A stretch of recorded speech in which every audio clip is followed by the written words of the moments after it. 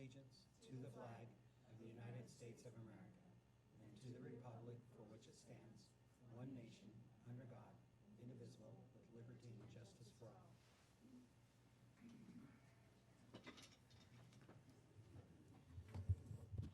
I just want to thank everybody for being here tonight. It's really nice when we could see a lot of people out there. Do we have any need for translation tonight? Okay, seeing none, we'll go on to approval of the agenda.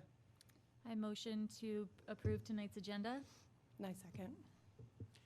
All in favor? Aye. Any opposed? Okay, so carries. Okay, so we'll move on to public comment.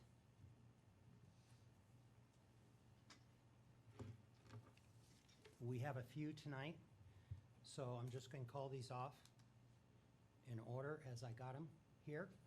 I'm going to ask, since we got so many, if we could limit our comments to 3 minutes so we can get a chance for everybody to have a moment. Okay, first one is Brian Giles. Can you hear me? Okay, Mhm. we'll need the mic for Yeah. the people watching on Zoom.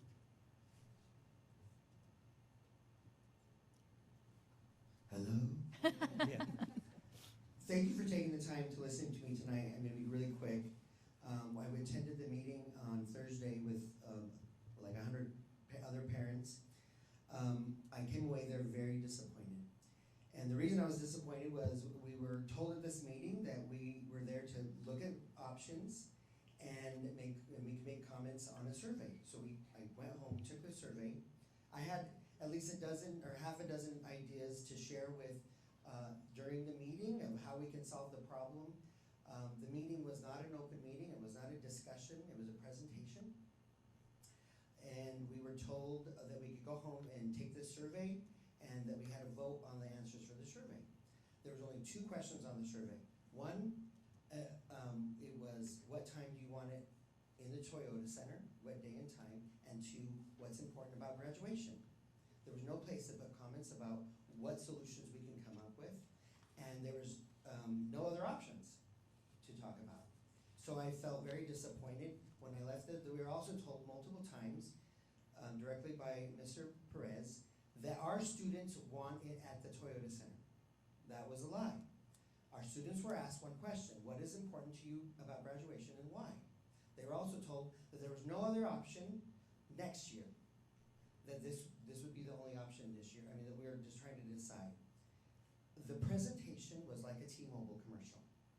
It was like, this is Othello, there's all the problems, but look at all the solution over here. I was angry that my kids were manipulated in that way. I don't appreciate that. When you're dealing with the public, you need to be transparent, and you need to be honest, and you need to have integrity. This presentation and this survey did not have any of that. It's garbage. It needs to be thrown out. I took the survey, I answered those questions, I clicked next, and guess what? There was no other place for me to make a comment. So I took another survey, and I tried to put in 110 characters all my ideas to solve this problem. And then I had to go and vote. So I voted 60 things, the majority of them were keeping it in Othello. I got a phone call, went back, and guess what? I had to start from the beginning. I voted again. I went to results. All the ones that I had seen and voted for, 5-star, none of them showed up. I'm not saying this is anyone's fault. It's not reliable. It wasn't appropriate. Let's have a real conversation for just a moment. This affects 3,500 people, not just the seniors, it affects a whole town. We need the public's consideration in this. This is their school, it's not Pete's school and not your school, it's the public school. And if there are real problems, we need to solve them together. One of the things that we were told was we need repairs. It was a wash, $12,700 either way we do. We don't know, there was no details on the screen of what exactly that was made up of, but a few things where we need more exits. We already need more exits. We've needed them for a long time. You gotta take those off. I'm sorry, I'm gonna take 1 more minute. We need a new PA system already. We gotta take that off the board. Those are not graduation expenses. Those are expenses that we should have already taken care of a long time ago. My final words to you are this, and I know my time's up. I've been a state auditor, I've worked at state agencies, I've audited this district. I felt manipulated, and I felt that there was no integrity or transparency in this presentation or this proceedings. You as a board have a job to do. It's not to listen to Pete, it's to find out what the public needs. It's to find out what we as the public want you to do. You've got to question everything that comes to you. You have one employee, and they have a job to do, and you have to question, and you have to treat him like an employee. You're not his employee. And the most important thing in a public position is to have integrity. And if there's no integrity, you have to figure out why. You have to get to the bottom of it. If somebody's lying and manipulating information, that's crossing a line that we cannot have. I'm not Brian, pointing fingers, and I'm not trying to be rude. I'm going to have you end it. Okay. Okay, Thank you for taking the time. And by the show of hands, who wants, if we can do the repairs, who wants a graduation oath? That's a real survey. Don't ask me, don't believe anything I said. Do a real survey. Thank you.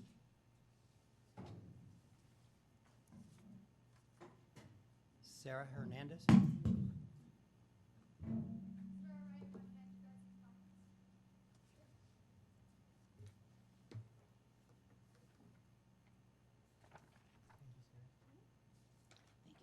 Thank you. Just to clarify, these are some results from a poll and survey I posted online, and all the green highlighted are seniors. Where is it? You can't hear online. I don't know what she tried to. She can say it again. Want to say it again?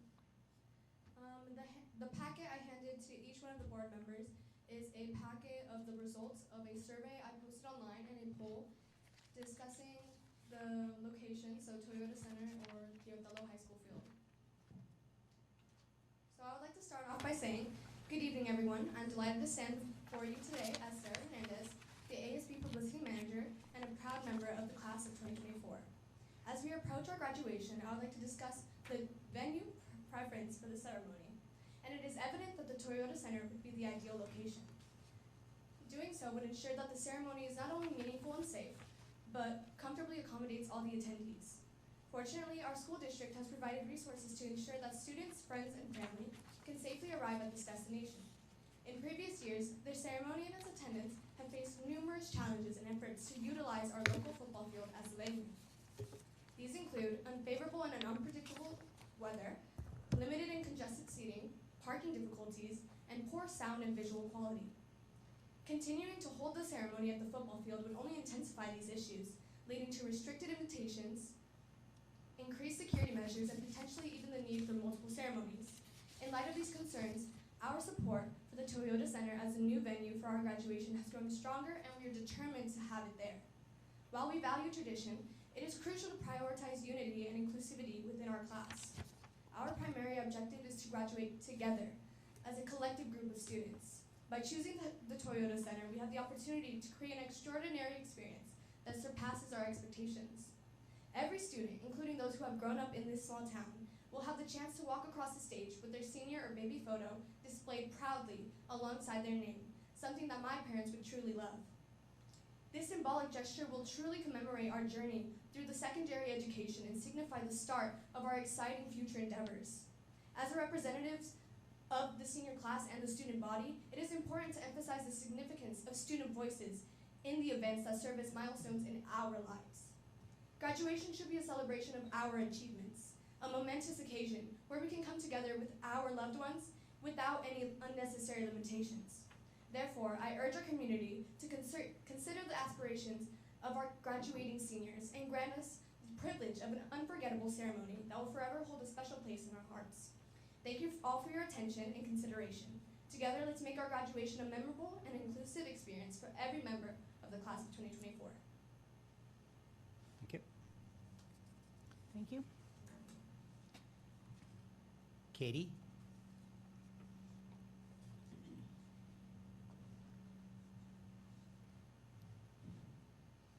Hi everyone, good evening, and I'm OHS. Growing up, graduation is a major accomplishment for me and my family.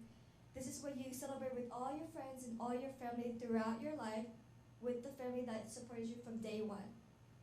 By making this graduation at the Toyota Center, all my family can witness something truly memorable and unforgettable with all my friends and family. With having it at the Toyota Center, we're in an environment that is safe, controlled climate, and accessible for all, safety is something we should take seriously, especially at this time where unexpected and unforgettable issues are starting. No one should worry about having any issues, especially with mass shootings that is constantly throughout U.S. history. I also believe that celebrating this major accomplishment with people that you share memories, bonds, and really tight bonds and close connections with is the tradition of graduation. Not the location, but the bonds you have with people that you made throughout your high school career.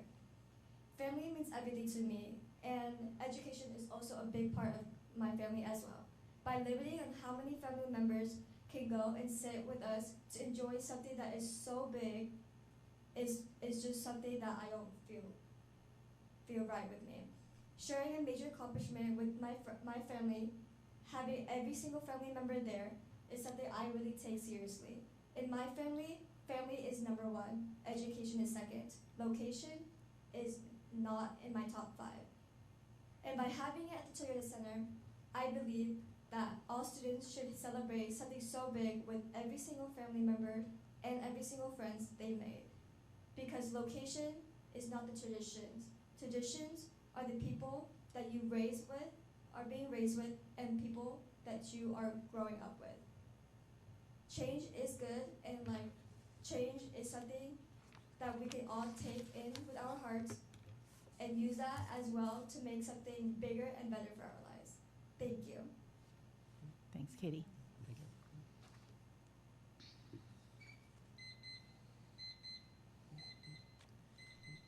This next one, excuse me if I butcher the first name, it's Ultravius Dilion? Ultravius Dilion? All right, cool. So I'm kind of new to this, so I really. Microphone, please. Okay.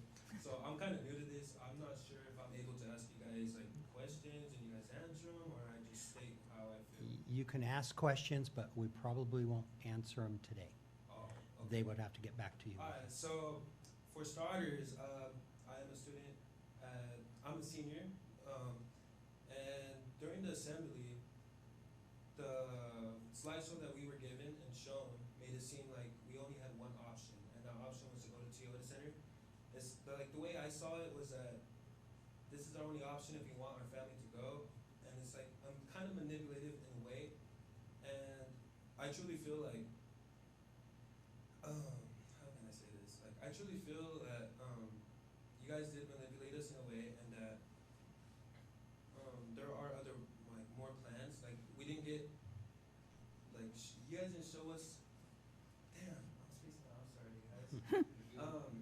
You guys didn't show us more ways that we could have it here. You guys did give us an option, and that was to have separate graduations. And obviously, that's not right, and that's not going to work out at the end of the day for both sides. And regardless to all that, I feel that there are things that we can fix here at the high school that we could potentially have our graduation here. No limit. Now, same thing with tradition. For example, I didn't have an eye-opening. I'm a student, I'm young, and you get to go to the center, and it's like, wow, big. Who wouldn't want it there? It's big, it's new. But I didn't think about that until I talked to Robert Pernetta, and he kind of opened up my eyes in a way, man, my grandpa walked that track, my grandma walked that track, my mom walked that track, and it's like, I want to follow in their steps. I don't want to go to Toyota anymore. I don't want to do any of that, but it's kind of hard when you guys make it seem that, oh, this is it, this is what we're going to do, and there's really no option. And about the survey too, not all students answered it, and I feel like when the students did answer it, in their mind, they were like, let's go sweet Toyota Center after we could leave, and this and that. And you guys did say you guys will provide transportation, but you guys are only limited to so many, right? And you guys also made it seem as if we do have an in Toyota, like students are allowed to leave after the graduation with their parents. Honestly, I don't think there's any way you guys could possibly handle and take care of and make sure everyone's there that didn't like sign up. What are those papers to leave the facility, right? With a parent, I feel like it's gonna be very chaotic, and although the Toyota Center might have like climate like control, right? Like if it's snowing, but not snowing, raining, it's covered, like you're dry and all, but it's like I said, I think we should really have it here in Othello, but at the end of the day, to me, in my opinion, it doesn't matter where I have it. I just want my diploma, honestly, and to be honest with you, I just want to get out of Othello. I want to go explore. I want to go do many things, and I feel a lot of students will love that too. And that's all I got to say. But I'll be back. I'll be back for the questions. Thank you. Thank you very much. Email us. Jesse? Oscar? Chewy. Good evening, everyone. First time here, so thought I'd share a few things. Hello, everyone. All right, manipulation has been one of the things that has been mentioned, and I feel that students and myself have been manipulated. I thought about not taking the survey, but who would I be if I didn't go in and at least try? So, 3 options, none of them work. Honestly, I can make all of them work. But Othello's my hometown. I graduated from Othello. My son's excited to graduate from Othello. So, by taking, to say, traffic's not an issue for me either. So I'd be lying if I said that would be the issue. But I'm not everyone else. Everyone else that wants to be there and won't be able to make it. Now you're wasting your money. You're wasting taxpayer money because now you're paying for the Toyota Center. Now your audience or your attendance is 2,500, not 3,500. So it's irrelevant. You know, it becomes more of an issue than not.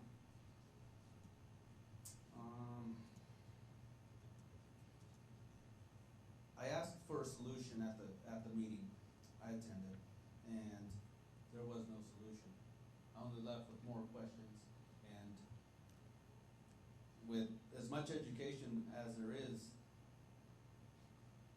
in the school district, or as many educated people as there is, I would have thought there would have been a better thought out survey. Not one that's 2 questions, and then you put, I had to go in and put comments in there just to get my point across, which I think one of my comments was 23 and the other one was 35. What doesn't mean anything to anybody because nobody knows who wrote it. So, graduating class is what, 300 kids? So you're gonna bus them, okay? Now, say 1,000 people don't have rights. Are you really gonna bus 1,000 people to the center? Or is that just something to put out there and say, we're willing to do it, see who's gonna actually take us up on our offer? It is simple, make the improvements. Make it happen here. Stimulate our little town with the cash flow that comes from people coming to visit. We don't have the best restaurants. We don't have many restaurants.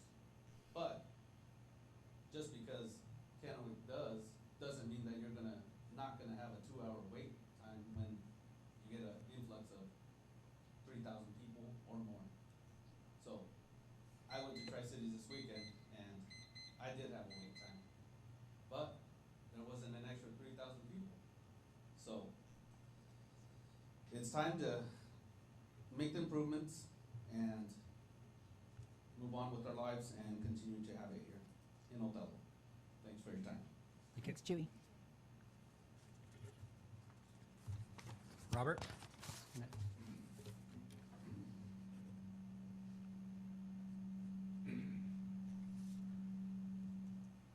Last Thursday, we had a meeting that was rescheduled. Conveniently, I couldn't be there because I was watching my daughter. And so I rallied the troops. We had 100 people there. I spoke with probably over 50 that were very upset. And when I called them, that the board actually wanted to talk to them, their response was, for what? It's not gonna matter because it's rigged. They already have their decision. And I'm not gonna waste my time. I wish that one of you guys would have been at that meeting. So for you guys could have seen the environment, the way that people were feeling frustrated. It's your job as a board to put checks and balances, and I feel that it's not. I feel that Pete is manipulating through questions. The common theme of all these girls that wanted to go to the Tri-Cities is to have their parents there. So if you're gonna give them an option and say, you can't take pictures behind the baseball field, you can't take pictures in the parking lot, and here's an option that you can take all of your family, they're gonna pick over there. Student voice is very important, but I feel that the parents who have supported these kids for 12 years also have a big say in what they do. I'm Hispanic. You have 90% of Hispanic families here. When I married my wonderful wife, I was put on the pedestal of her parents because I'm educated. My daughter's a sophomore, she's gonna graduate. All of my kids are going to college.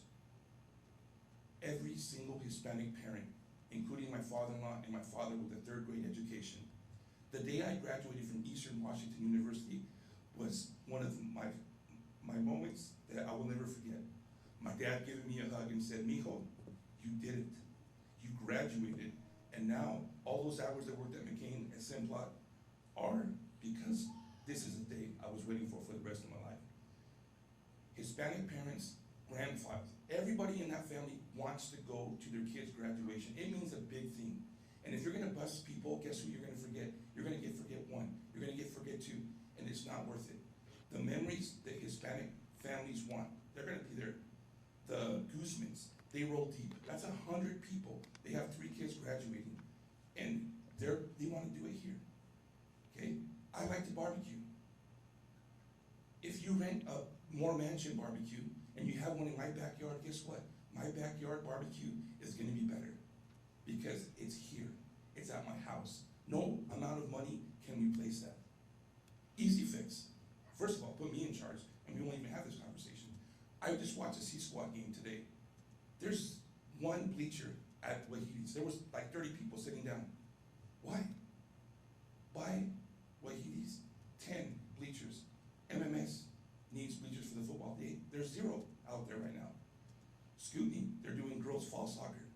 There's no bleachers there ever. I've been doing this for 12 years, nothing. Put bleachers in all the elementaries.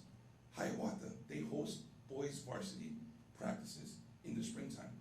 And then during graduation, put all of those over there and you can fix it. It needs to stay here. I want my kid, ask my kid, he wants to graduate where I graduated, where my siblings graduated, where my uncles and aunts graduated. It's tradition. Don't take that away from our kids.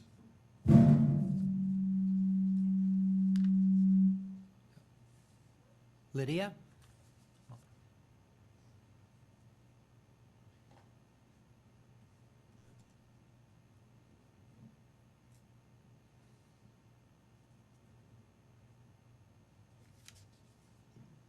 What's up?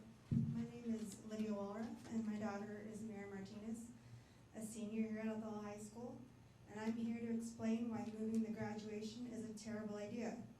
First and foremost, there's no way that the Toyota Center could be more cost efficient, convenient, or safe with traveling. Seeing my daughter cheer for this school has been one of the great joys of my life. I have been looking forward to her graduation her whole life. I want to see her graduate from Othello High School, where I graduated, where Robert's brother graduated, where Jesse graduated. As you know, we already missed out on a typical 8th grade promotion. That was really hard. That was another milestone I was looking forward to, she was looking forward to in her life, and the class of 2024 had to miss out on that. Please don't take away their high school graduation. Let us have this. The only real solution is to limit the number of tickets per kid. I think 8 to 10 is more than enough. That's what I heard the rumor was, that each kid could get 8 to 10. That's a lot. Other big city high schools would do that too. We could also invest in more bleachers. That would be a much better use of money and resources. Please don't move their graduation to Toyota Center. That would be terrible. Thank you. Anika Ramirez?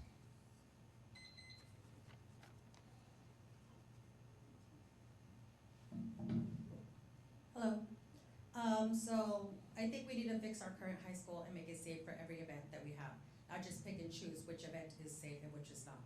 If safety is an issue, like we've been hearing, we should allow people to bring in their purses. You know, they should just be allowed to take in their phones and their keys. Safety right now is not an issue for any sporting event. We have football games, we have basketball games, volleyball games. Safety has never been heard of. There's no issues there. Talking about safety, I mean, how safe do you think having an extra 300 cars going to Toyota Center, how safe is that? We just had 2 accidents on the same highway that many of us will be driving on. So it's just a disaster waiting to happen if we do that. Yes, I understand that there's transportation provided. Still, it's still a tragedy if anything happens to that whole bus. Students who voted for the Toyota Center didn't think it all the way through. They were manipulated in the survey. We've heard that a lot, Kate. The first time we heard about this change was on September 25 when Elizabeth Mendoza told us, hey, yeah, you know, we can have it here at the OHS. No problem, but you're only gonna get 4 tickets. So how many of that did the students hear? You only get 4 tickets. That's not even enough for my immediate family, and I have not very many people in my family. So, of course, when students heard that, they were like, heck no, we don't want to hear. Let's move it to Toyota Center. So to our board members, before you vote yes, move it to the Toyota Center, put yourself in our shoes. Would you like to move your kid's graduation to the Toyota Center, or would you like to hear where you guys graduated? Fix our school, you know, make our school fixable, safe, so we can have anything here. Right now, how it was, it says graduation was on a Wednesday and Thursday. When has there ever been a graduation on a Wednesday or a Thursday? 3 o'clock, like really? So right now, if graduation is moved, what's gonna be moved next?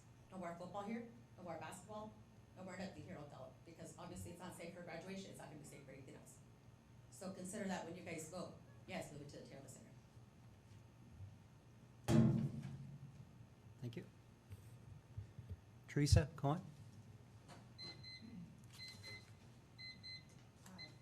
Hi, didn't know anything about this till 2 days ago. Thank you. So, when I first heard about it, I thought somebody was joking, that nobody could be that stupid, I'm sorry. But, I don't know, I don't think it should be left up to you people, whether they move or not. They shouldn't move anyway. But I don't think it should be up to 6 people. And I don't know whose plan this was, I don't know who thought of it, but I think they need to rethink. I can't believe that you guys are even considering doing this. I mean, both my kids graduated from here. I went to school here, my sisters went to school here. And I think our football field is big enough to hold as many as we need. Thank you. And I just want to thank everybody that come here to speak tonight. Do we have one for a student that just wanted to speak? Is it okay for him? Yes, we'll let her go ahead.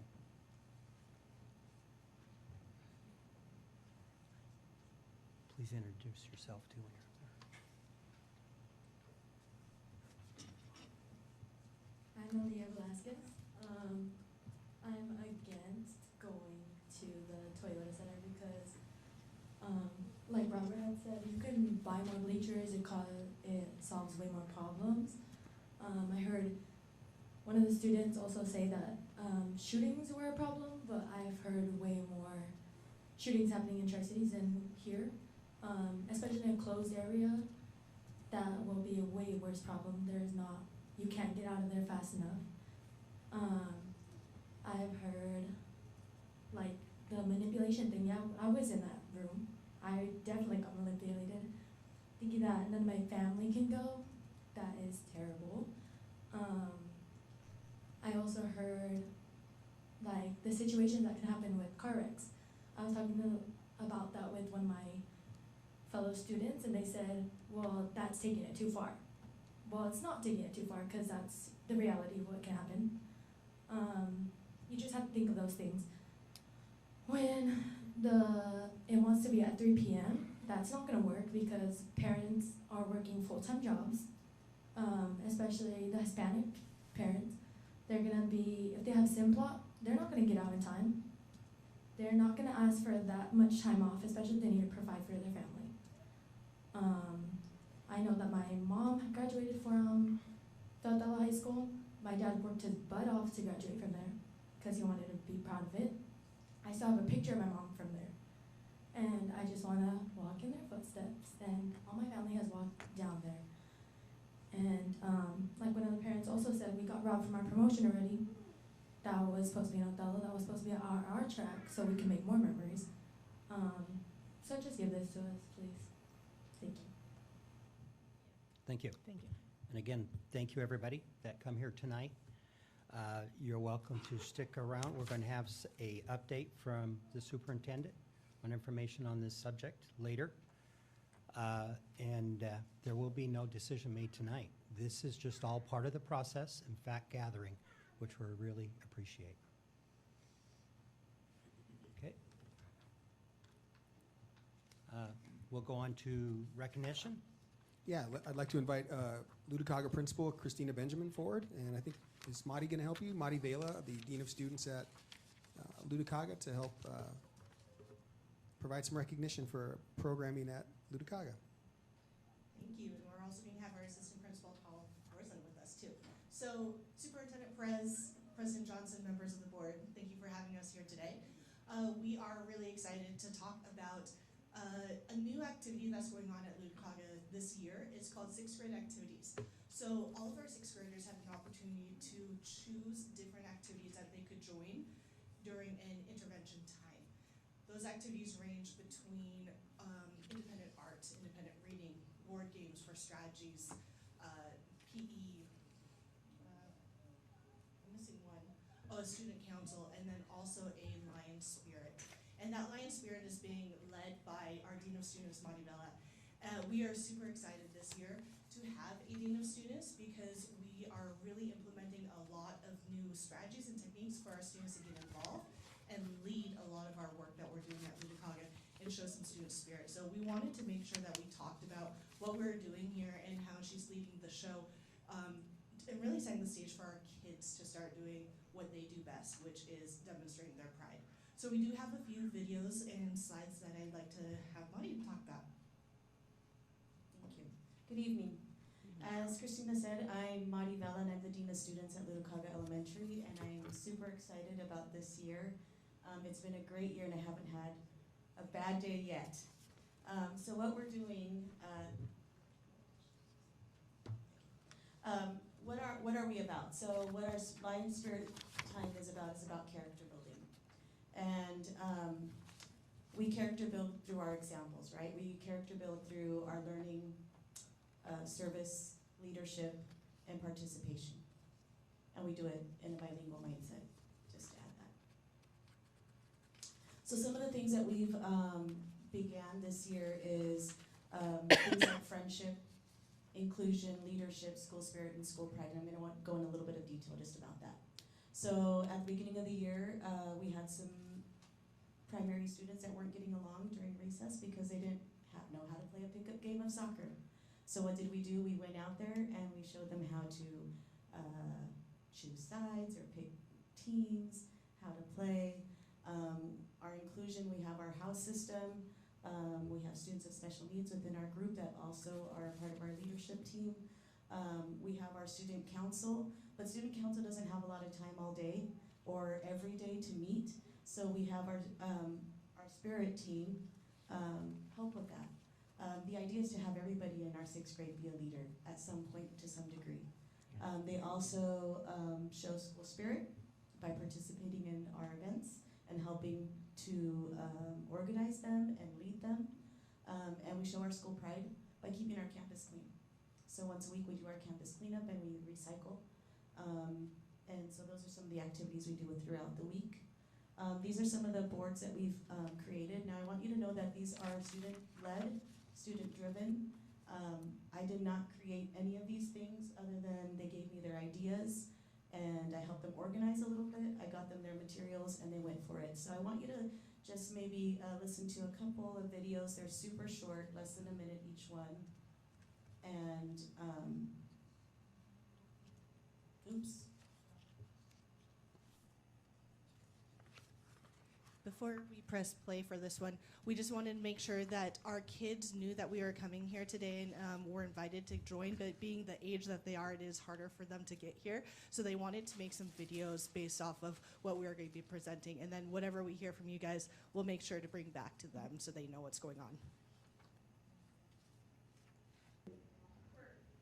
I feel good and happy that I am able to be in charge of the bulletin boards here at Loudocaga because it makes me feel special and wanted here. It also feels kind of strange now being the leaders here, but I still love finding new ways to make our school shine. So I know it was hard to hear, but basically what she said was she feels a pride in having other students and grown-ups come by and look at their boards. And then the next one is Hispanic Heritage.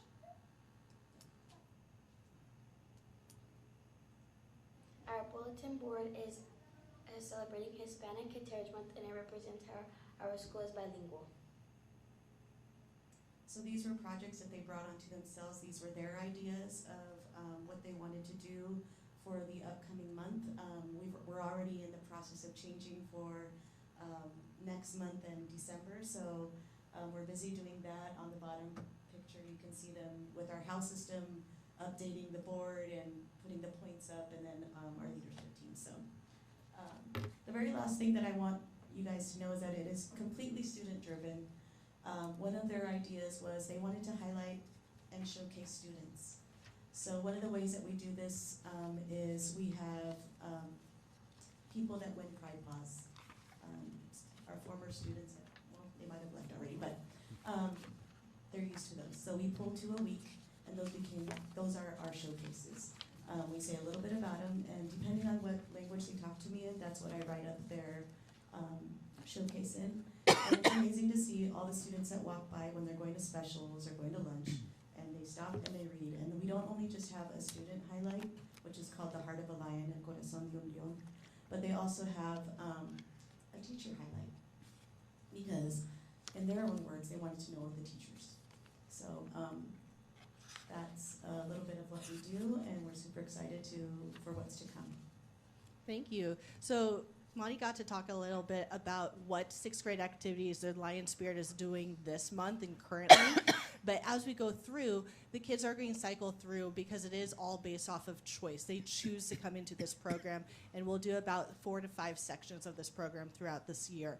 In the future, we are building capacity so that they can have more of a student leadership and student voice when it comes to other celebrations such as our awards assemblies. They are hopefully going to be starting to do the emceeing for our awards assemblies and for house assemblies at the same time. Did you have any questions for us? Excuse me. I just was wondering, how do you implement like all the 6th graders throughout the year? How do you like separate a month of this teacher's class and a month of that? Or, I mean, how do you make sure everybody that wants to do it can have an opportunity? It's a great question. So it's very organized. We had a survey go out to all of our 6th grade students with a little explanation of what all of the activities that they could choose from, and then they told me which choice they wanted in what order. From there, it was based off of numbers of how many teachers could take that many activities. For example, Marimba Band is one of them, and she can only accommodate up to 11 students based off of the amount of instruments, so she had a cap at 11. So that would cycle through. If they chose that as their number 1 choice, they went there first, and then so on and so forth. If something filled up, and for example, Lion Spirit is a very popular one. If that filled up this first round, the next round, they'll get it for their next round. So we just moved on to their second choice. Overall, I'd say about 95% of our kids got to have their first choice this time. And then next time, we'll do it too. Wow, that's great. We love student-led things. We love to see that the kids are working together and having a plan for them to be leaders. That's the important part. Yeah, we love seeing that. So congratulations on and getting this program going. Yeah. Yes. It's I exciting. heard student voice mentioned several times during your presentation, and especially at the elementary level. I really appreciate that because it lets these kids know that we are here for them and we are listening to them. Yeah. And we are taking their advice too. Yeah. I appreciate it. I think having a leadership class and however you want to categorize it, what you guys are doing for the 6th grade, it really sets them up for success in 7th grade when they start running for student body. They've had some experience. They have this passion for leadership in school, for being involved. And when they don't have that, and then they don't feel a sense of unity, it's really easy to disengage from activities at school and your education. And so I love that you guys are doing this because I think it's so important to get kids engaged in school and feeling like it's cool to be involved. Like, good for you. Love it. I think this age of a kid is so important. Grades 5th and 6th are kind of where those kids are stopping being little kids, and they're starting to really want to act more grown up and be a little bit more independent and able to actually make some decisions that are not based on just emotions and little kid reasons. I think bringing the opportunities to explore different avenues of leadership is fantastic because every activity is going to be different and speak to a kid in a different way. So I think that's great. Is this all your 6th graders are doing it, or is this an opt-in, opt-out program? So all 6th graders attend a 6th grade activity Tuesday through Friday for 35 minutes, not on PLC like it starts. Okay, so it's every 6th grade. That's great. The only other thing I want to say is that I love at Ludacaga, just because my son is there, that you guys have taken the Pride Paw thing and made it a little bit more elevated and special. It's when he was in kindergarten. He came home like every other day with a Pride Paw because, you know, he picked up some trash. And like, now it's a much more special thing, and it actually means a lot more to him because he's not getting one every day, but when he does, it's because he really did something exceptional. And so just for me personally, as a parent of a Ludacaga kid, I love that change that you guys have done. Thank you, and I do want to point out that we did partner with our Ludacaga PTA to help support Pride Paws. Monty, do you want to talk a little bit about what we're doing there? We pull 2 Pride Paws, one from primary, one from secondary, each week, and it's just a $5 gift card. And I shopped local, right? I went to the bakery, I went to Frutaleta, I went to McDonald's, and I went to Walmart because those are the hot commodities. And so I pull 2, and they come in, pick whichever one they want. It's $5, and maybe it's just a drink, or maybe it's just a cookie, but it's special for them. We have elevated the status of a Pride Paw, so it has to be really specific behavior of expectations. And the PTA was wonderful. I said, this is my idea, this is what I want to do with it, and they said, yes, good, here, we support you, so. Great. Well, thank you. Thank you. Thank you. Yes, thank you. Really quick, Sebastian, did you have something to say? Hey, before we end really quick, I Yes. just want to say I had no role tonight other than just showing up to support Madi and to say that she's doing an amazing job, and I was that's why I thought it was really important, even though I'm flying solo with my 3 kids tonight, to be here to support the awesome work that she's doing. We're all in new roles this year, and she's been super instrumental to us being able to do what we do, and so that was the only true role that I had tonight, was to show up to support her, and neither of them really knew that I was doing it. But I want to point out that we're really excited about the work that Madi's been doing, and none of this would really be able to happen without her, and so I wanted to point that out. That's fantastic. Thank you. Can I just say, I found nothing more relatable than you showing up with 3 kids that were you were wrangling around. So kudos to you. That's amazing. Before he goes, I think it should also be noted, if his wife was here with the 3 kids, they'd all still be in the room. For sure. I want to say one other thing to both of you guys that are in new roles there. I am always there in the afternoon picking up my kids, and I see 2, if not all 3 of you guys in and around and bustling around different places almost every afternoon. You guys are out and you're visible, and I just think that's amazing.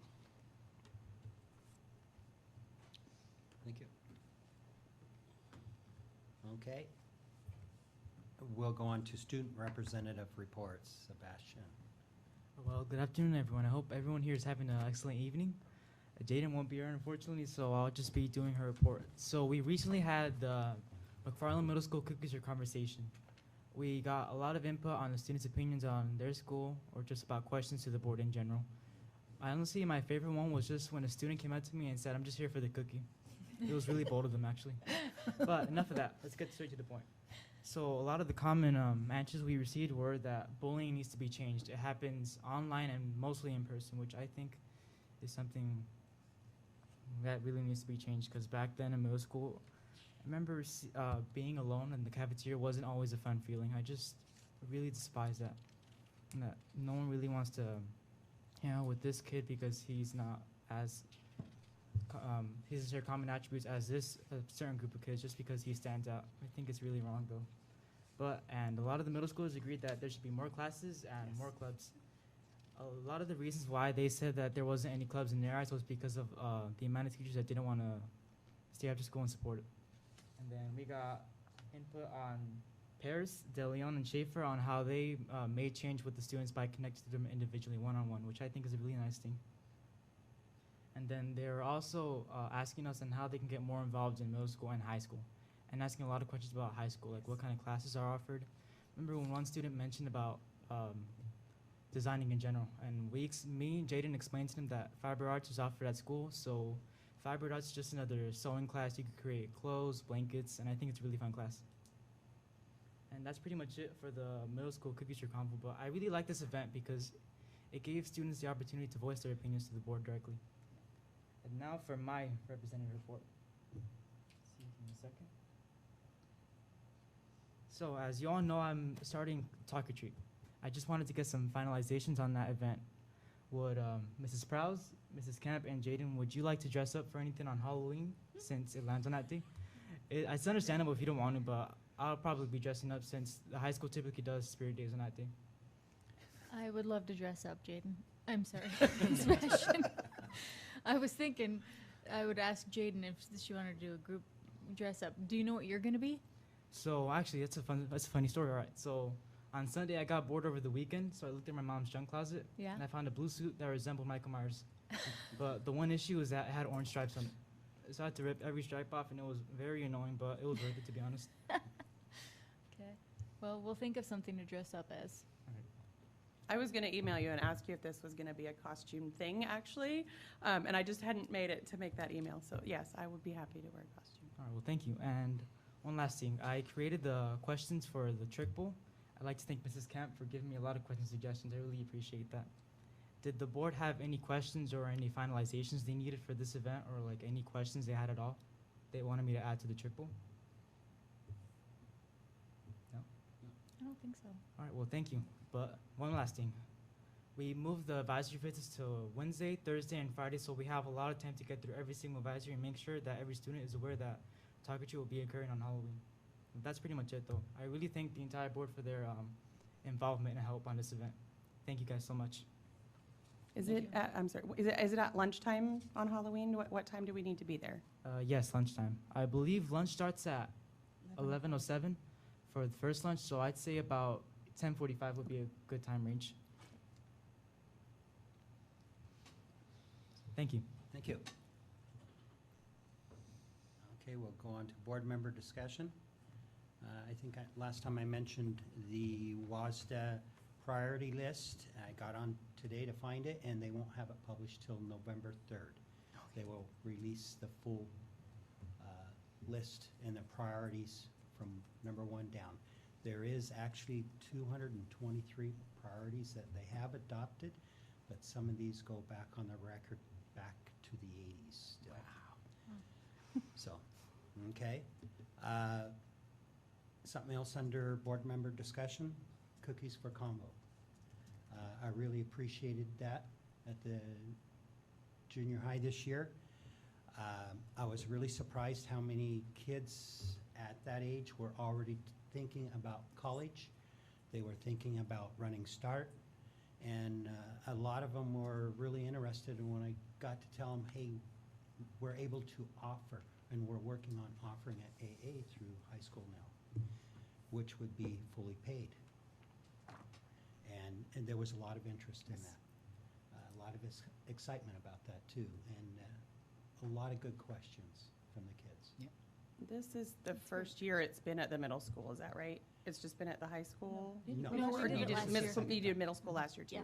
So how does this year compare to last year as far as engagement with the students? Was it better this year? I wasn't there last year for the one, but Yeah, since we rotate and different Okay. people go to different schools, like I went to the high school this year, but last year I was at the middle school, so it's hard to know from year to year engagement. I did notice that the 8th grade was more engaged, but they went through it once already. Yes. So they kind of knew what was going on.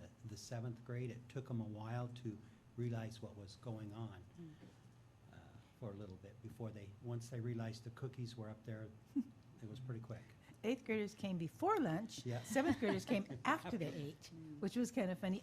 I think that they're just wanting more. They want cooking classes. They want drama classes. I mean, they want a lot, which is great. They want to be able to work on vehicles. They want auto shop. A lot of those things we told them were coming up at the high school. Be sure you talk to your counselors when you're signing up for high school. But they were pretty cute. They all wanted to know my age. Did they really? And my birthday. Okay, I told it, no problem, but that was just 8th graders, not one 7th grade asked. It was pretty cute. That's But, fun. yeah, it was fun. We could use more cookies next time. We got down to the bare I think we cookies. had about 4 Wow. left. Yes, That's so fantastic. that means we had a lot of kids come through. Yeah. Mhm. Yeah, it was great. Side note, Ken triggered my memory about the Running Start program. Could we have an update about that sometime soonish to kind of give us some information? I've had people ask me about it, and I don't know the answers as far as and maybe this is directed towards Amy. Does this now negate people needing to go to Big Bend and CBC? Anyway, so maybe just some more information for us so that I know we have some talking points about what that's going to look like and when that will be fully rolled out. Especially when we bring it up. Yeah. We'll make sure to add that as a superintendent informational item in the next couple of board Okay, meetings. I'm not sure it would be the next one, but Yeah. can certainly provide an update around that. Thank you. Thank you. Anything else for board member discussion? Will there be another cookies and convo in the spring? Or are we just doing it once a year, or could it be done again in the spring? I think so. believe so. Yeah. But that's up to the Yeah. student representatives. We can So definitely organize a new event if possible, and have it related to the current season. Like as for the Halloween one, we did Talk or Treat. We could definitely do something up for the spring. Excuse me. Great. Thank you. Have we started to narrow down details about WASDA yet, or not yet? As far as like when we're leaving, stuff like that, are we still too far out? Okay.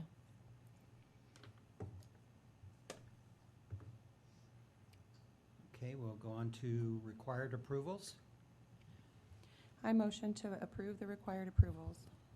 I'll second that. All in favor? Aye. Any opposed? So carries. Now we'll go on to superintendent informational items.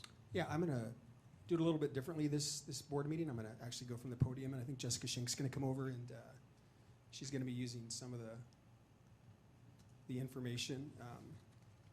Regarding public comment, I really appreciate the board's discipline in,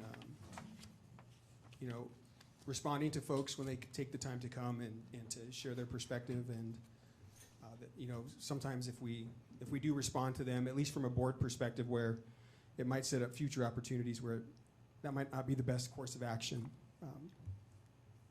And that's typically what I do. And today I'm going to stay in that lane for the most part. But I do want to address a couple things. One is that the students who showed up today, whatever side of the issue they're on, I think you see it from Sebastian pretty consistently, and you see it from Jaden and our other board reps. But the courage and the intelligence that they have to come and share their voice. I know this board and other boards for the years that I've worked here have been very keen in setting up those opportunities for kids, and so I'm really proud of them. I'm proud of them having the courage to do that. I do want to take a moment to address just a couple of things that, one in particular with Mr. Giles. I think attacking ideas is one thing, attacking individuals is something very different.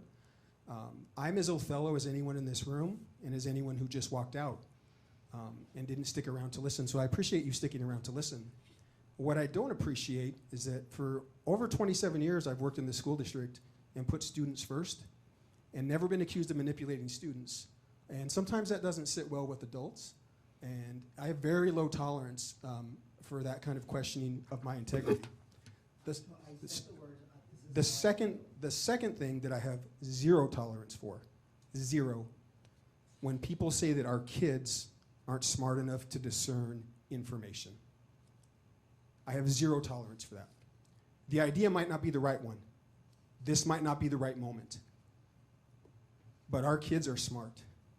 Our seniors can listen. Our seniors can make decisions. No one is making any attempt to manipulate them. No one is doing that to our parents.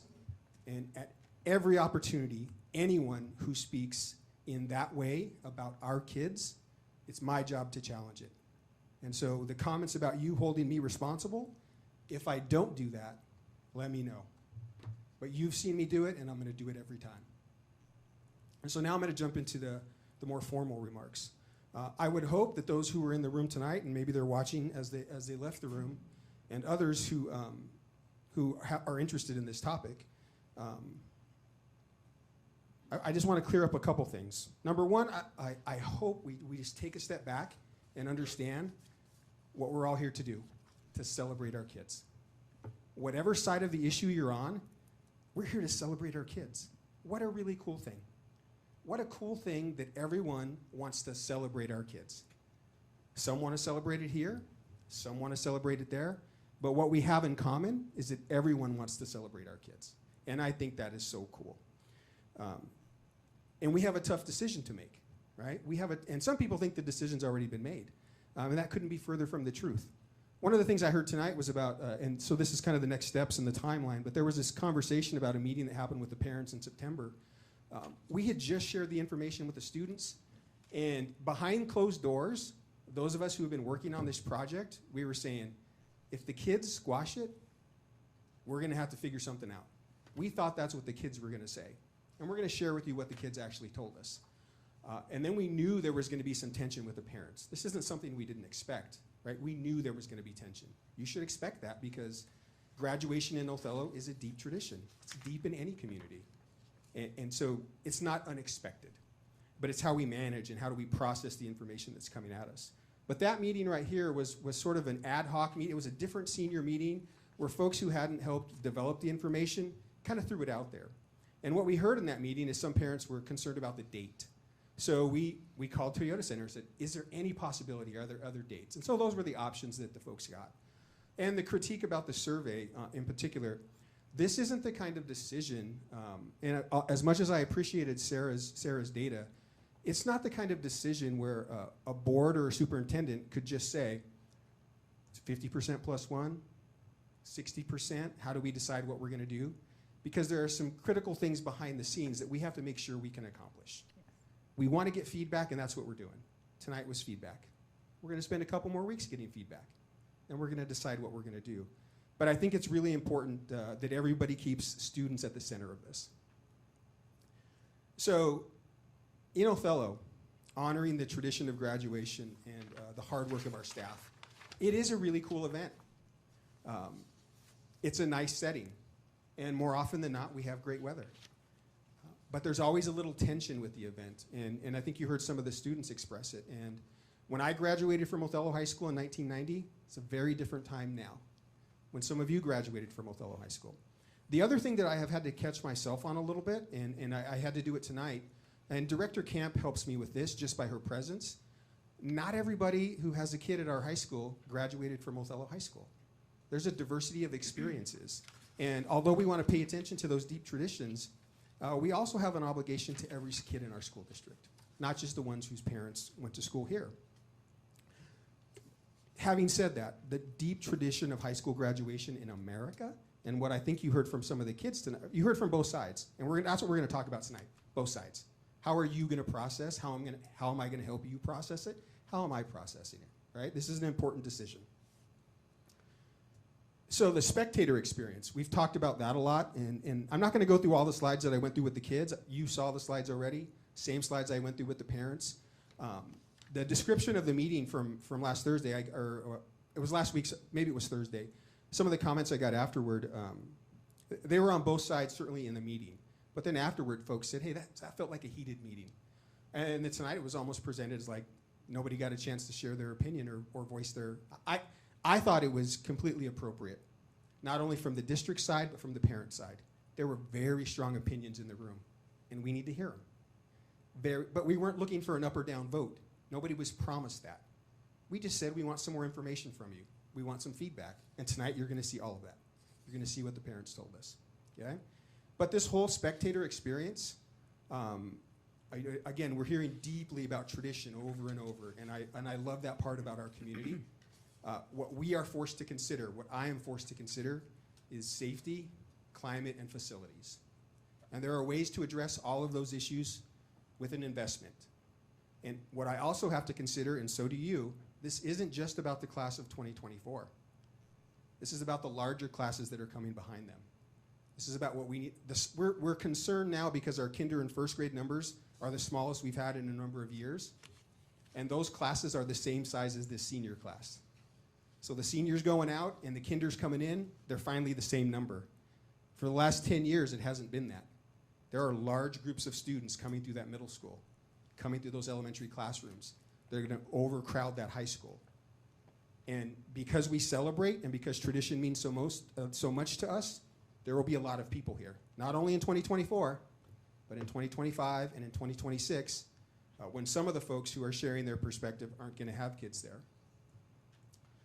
The other thing I want to talk about is the student experience, and just a careful reminder that things like the grad walk, the student speeches, the junior flag bearers, all that stuff will continue to happen, whether if we decide to move. We'll put systems in place that allow it to be that. And I'm going to share with you maybe some of the ideas we should consider. There was also a comment tonight that those thoughts and ideas aren't considered. Some of them might in fact be reflected today, and I hope people take time to consider them. And I hope that you all as board members get questions from the community about this, you send them our way. Let's process them. Let's think them through, and then have a conversation in an open setting where we can make the best decision for our community. Now, here's where we're going to get into how I want to help you think through this. So this is a simple equation that I would ask you to consider, and it's change, which is C, equals loss. This feels like a loss for people, and I absolutely get that. I get that, right? I want to walk where my mom and dad walked, and my grandpa walked, and now I'm losing out on that. Could you see how that would sting? Mm-hmm. I think we all can feel that, right? But loss doesn't always have to be a bad thing, right? When you lose a game, you lose your keys, I lost my way. Those are negative things for sure. But there are also times when loss can be, hey, I lost some weight. Hey, I had a friendship that wasn't so healthy, and I've lost that friendship. And sometimes when you lose, it makes you work a little bit harder, right? But I think we should all acknowledge that there's a sense of loss around this, and that loss for each individual is managed differently. And so this image right here is one that we use in the school district. We've used it for a number of years to help people think about how do you help people you lead think about loss. So as I look at this image, I'll use an example tonight. Sarah, who got up and spoke, one of the students. She's right here. Hey, this can work. Let's go get it. I'm good to go. You had others who were like, this is not going to work.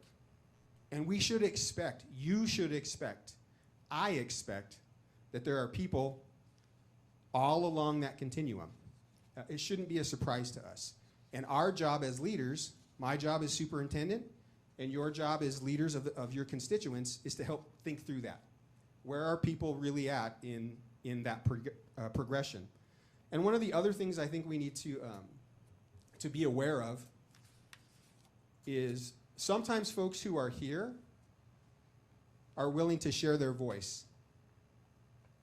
So I heard a number of things about tonight's board meeting. I had people call me and say, there's going to be 300 parents there. And I heard there's going to be 30 parents there. And then we had what we had tonight, right? So we have to process that. And we have to acknowledge and honor and consider everything that was shared this evening. But there are other people out there who want to share their voice, and our responsibility is to give them an option to do that in a way that they feel safe and comfortable doing, right? And some of those voices are coming to me, and I have to share that with you. They're part of our community as well. But it can be easy in social media and the way that many folks in our country operate now to do this.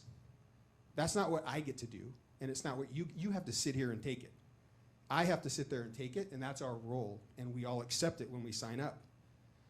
But there are lots of people out here who are feeling other ways about this that we have to consider, and even if we're here saying that these people have been manipulated, that's what I don't appreciate, especially when we say it about kids. This next piece about why it might feel so difficult, and this idea of how mental models help us, is this really is a heart and a brain idea. So on the heart side is tradition, right? Things you all have traditions in your life. I go fishing every October or November with a family friend, and on the way back for about 10 years, we stopped at a park, and my wife took a picture of my kids on a bench. That was tradition for us. And when they were too old to do that anymore, or my daughter was at college and we didn't get that picture, that was a loss. You felt that. People want to take pictures on our football field. That's going to feel like a loss. So we should acknowledge this. We should listen to that. We should understand that. But there are also people out there who say, I don't know if I'm going to feel safe out there. I think it's way too hot when we do it. Man, it's kind of hard to hear, and we're all there, but it's so crowded. Like, there are people on both sides. And so from a rational perspective as a superintendent, I'm required to say, are there ways we can do it better? And maybe we can do it better here. And maybe that's what we'll do.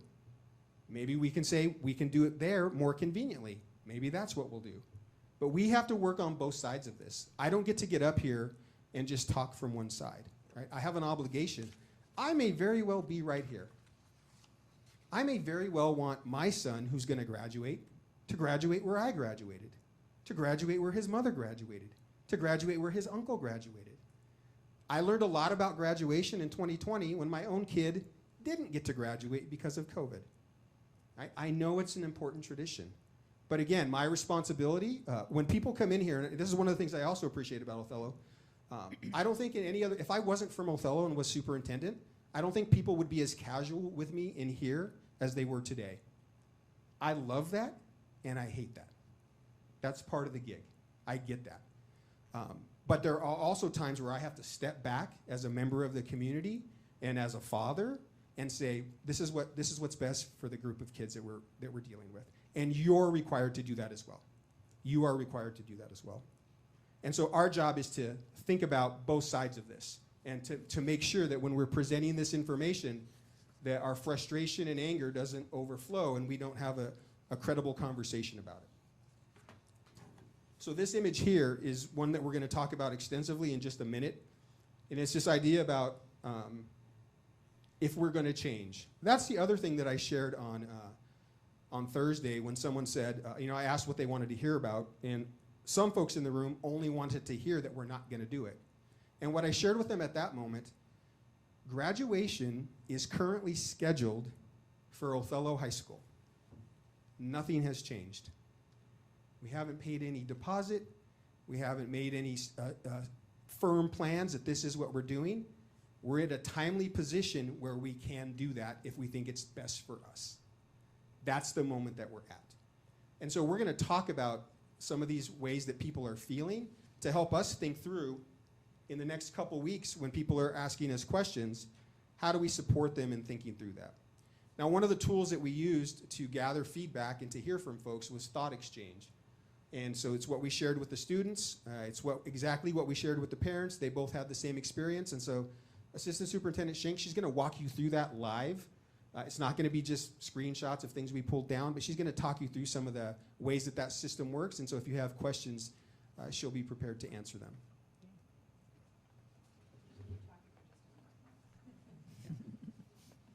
the thing about thought exchange that might feel unusual to people, sometimes when you get a survey, right, it's a series of questions or it's an up or down.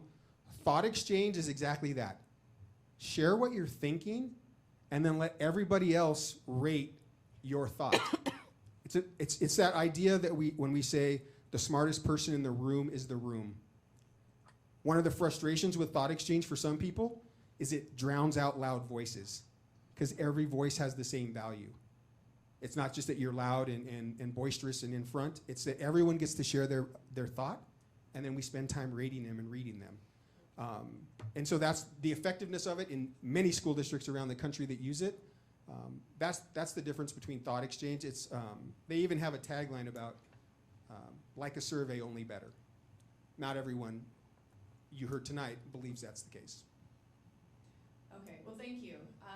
So yes, thought exchange is a new tool, and I'm sorry it was a frustrating experience for some people. That's good feedback because we need to work on making that better so that the way that people work through the system feels like, you know, they may not like the topic that they're answering questions about, but they at least see that it's a good tool to use.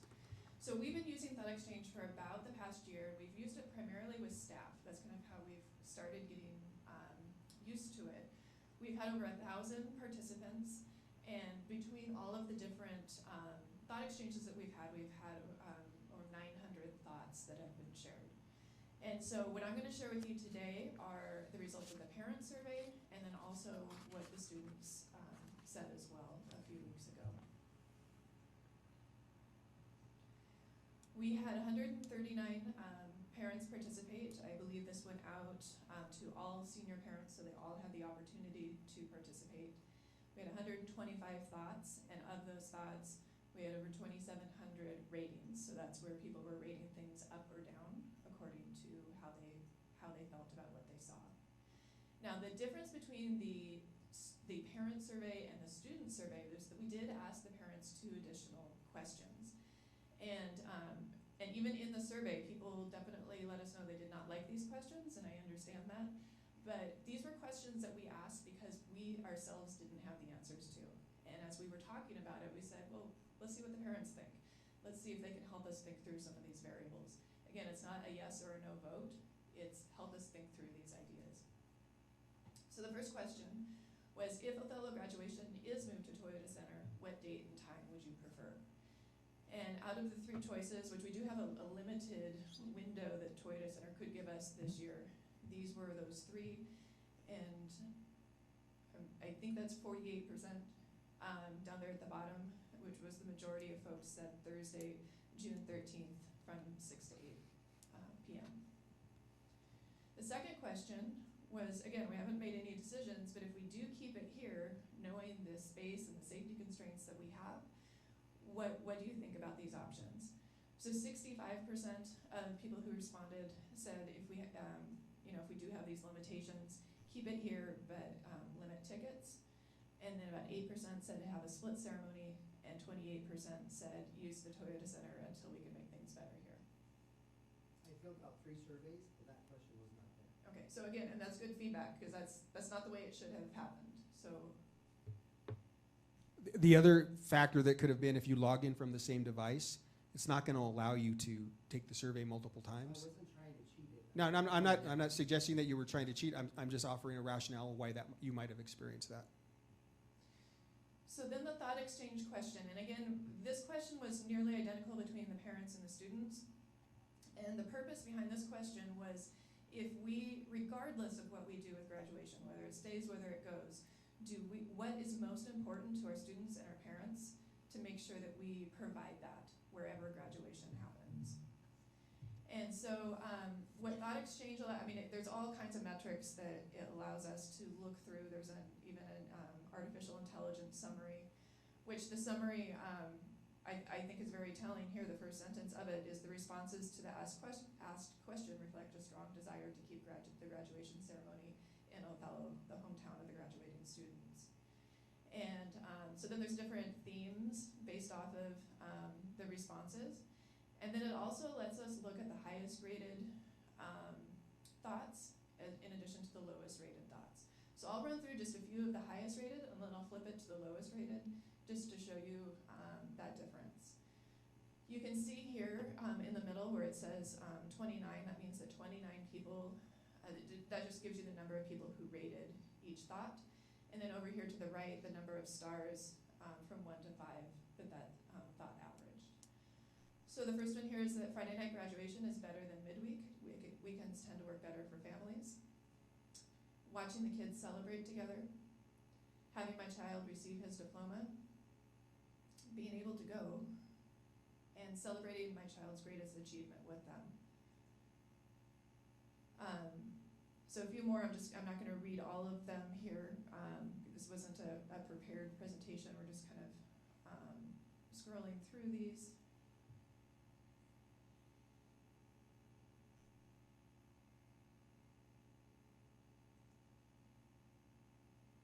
Do you want to explain a little bit what end user experience might be and how many they get to rate and which ones they get to rate? So after, so let's see here, let's say it was the person who wrote graduating at OHS, fix the things that need to be fixed at OHS to be able to use it in the coming years. Don't use it as an excuse not to fix it and go somewhere else. So as soon as, if that was my comment, as soon as putting that in there, I'm then able to look at all the responses that other people had. And so if this next one is, I would believe it would be safer to keep OHS graduation in town, I could rate that a 1, 2, 3, 4, or 5. Can I just ask you a quick, so you can't see any of that until you put your own answer in, is that right? Okay. Correct. Well, you can, I believe you can rate thoughts without posting a thought. My understanding was that you needed to. Isn't that why we have? Well, okay, but this person did, they posted it as like a period. Yeah. Yeah, so I mean, you could kind of game it by not saying anything, and then that would let you into that feature. So, but you know, people didn't like that. So the lowest rated comment is the one that isn't a comment at all. And so that's down there, the lowest rated one at 2.4. Some of the other lowest rated comments are students' opinions only. It's the student's graduation, not the parents. The school board should only consider students' opinions. Only your siblings and parents should be the ones to go. Being able to write certain things on their picture slideshow. I may not or will, I may not go nor roll my son who is graduating. Controlled weather, let my kid have what they want. Convenience and security. Graduation, currently graduation is hot and crowded and it's not enjoyable. So those were the ones that were rated the lowest out of everyone who voted. However, you will see that some of these comments only had 12 people rate them. Other comments had as, up to 28. And that all depends on whether or not, where people were, how many responses had already come in before they started rating. You could also, after you've taken the survey, go back and it'll allow you to rate new thoughts that had come in. So in addition to the actual thoughts, Thought Exchange creates a word cloud that allows you to see the frequency of words. So the larger the word is, the more frequently it was used. And so I like how child-focused this is, right there in the center.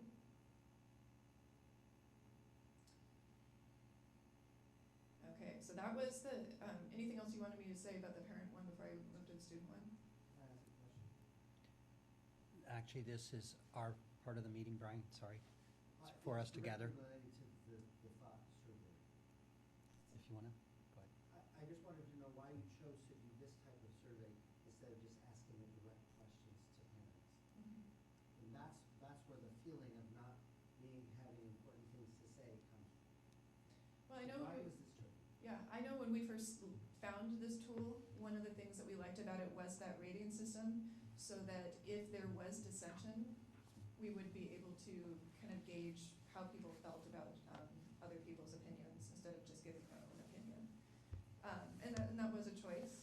But I think the conversations we're having now and continuing to have is seeking more understanding from parents more directly as well.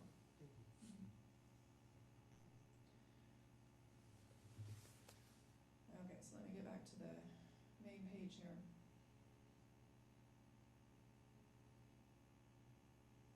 Okay, so the student survey is here. We had 222 students take this survey, which is over half of the class. And they all had, I believe, the opportunity to take the survey, whether they chose to or not was up to them. 116 thoughts with over 25 ratings. And so there, I'll just show you some of their top and highest rated and their lowest rated. So starting with the first one, Toyota Center, it looks like it's more planned and organized. All family members to come because I want my family to be there and see me graduate, getting my diploma. Let's have a senior field trip. And I love the thought of the Toyota Center. Jessica, can we see the questions that were asked to the students? So they didn't get any of the multiple choice questions. The only question they were asked is when you think about your class of 2024 graduation ceremony, what is something you are most looking forward to?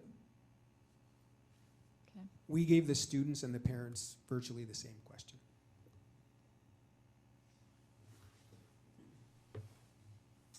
Okay, lowest rated. I don't know if I'm graduating, and I'm going to be graduating with the class before me, so I might not enjoy it that much. As a student, I feel like it's very important for us to be able to graduate from our high school field. It's just a tradition that shouldn't be broken.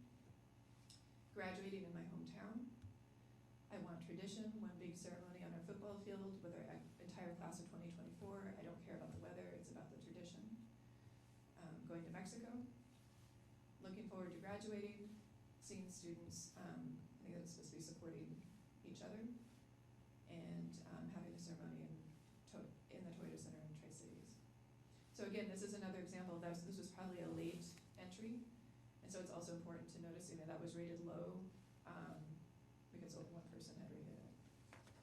Their word cloud is here.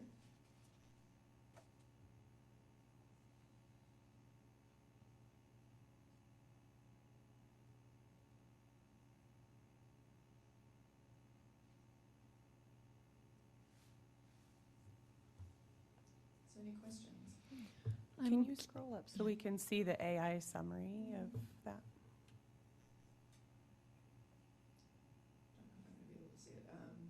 The responses to the asked question indicate that the majority of students are in favor of having their graduation ceremony at the Toyota Center in Tri-Cities.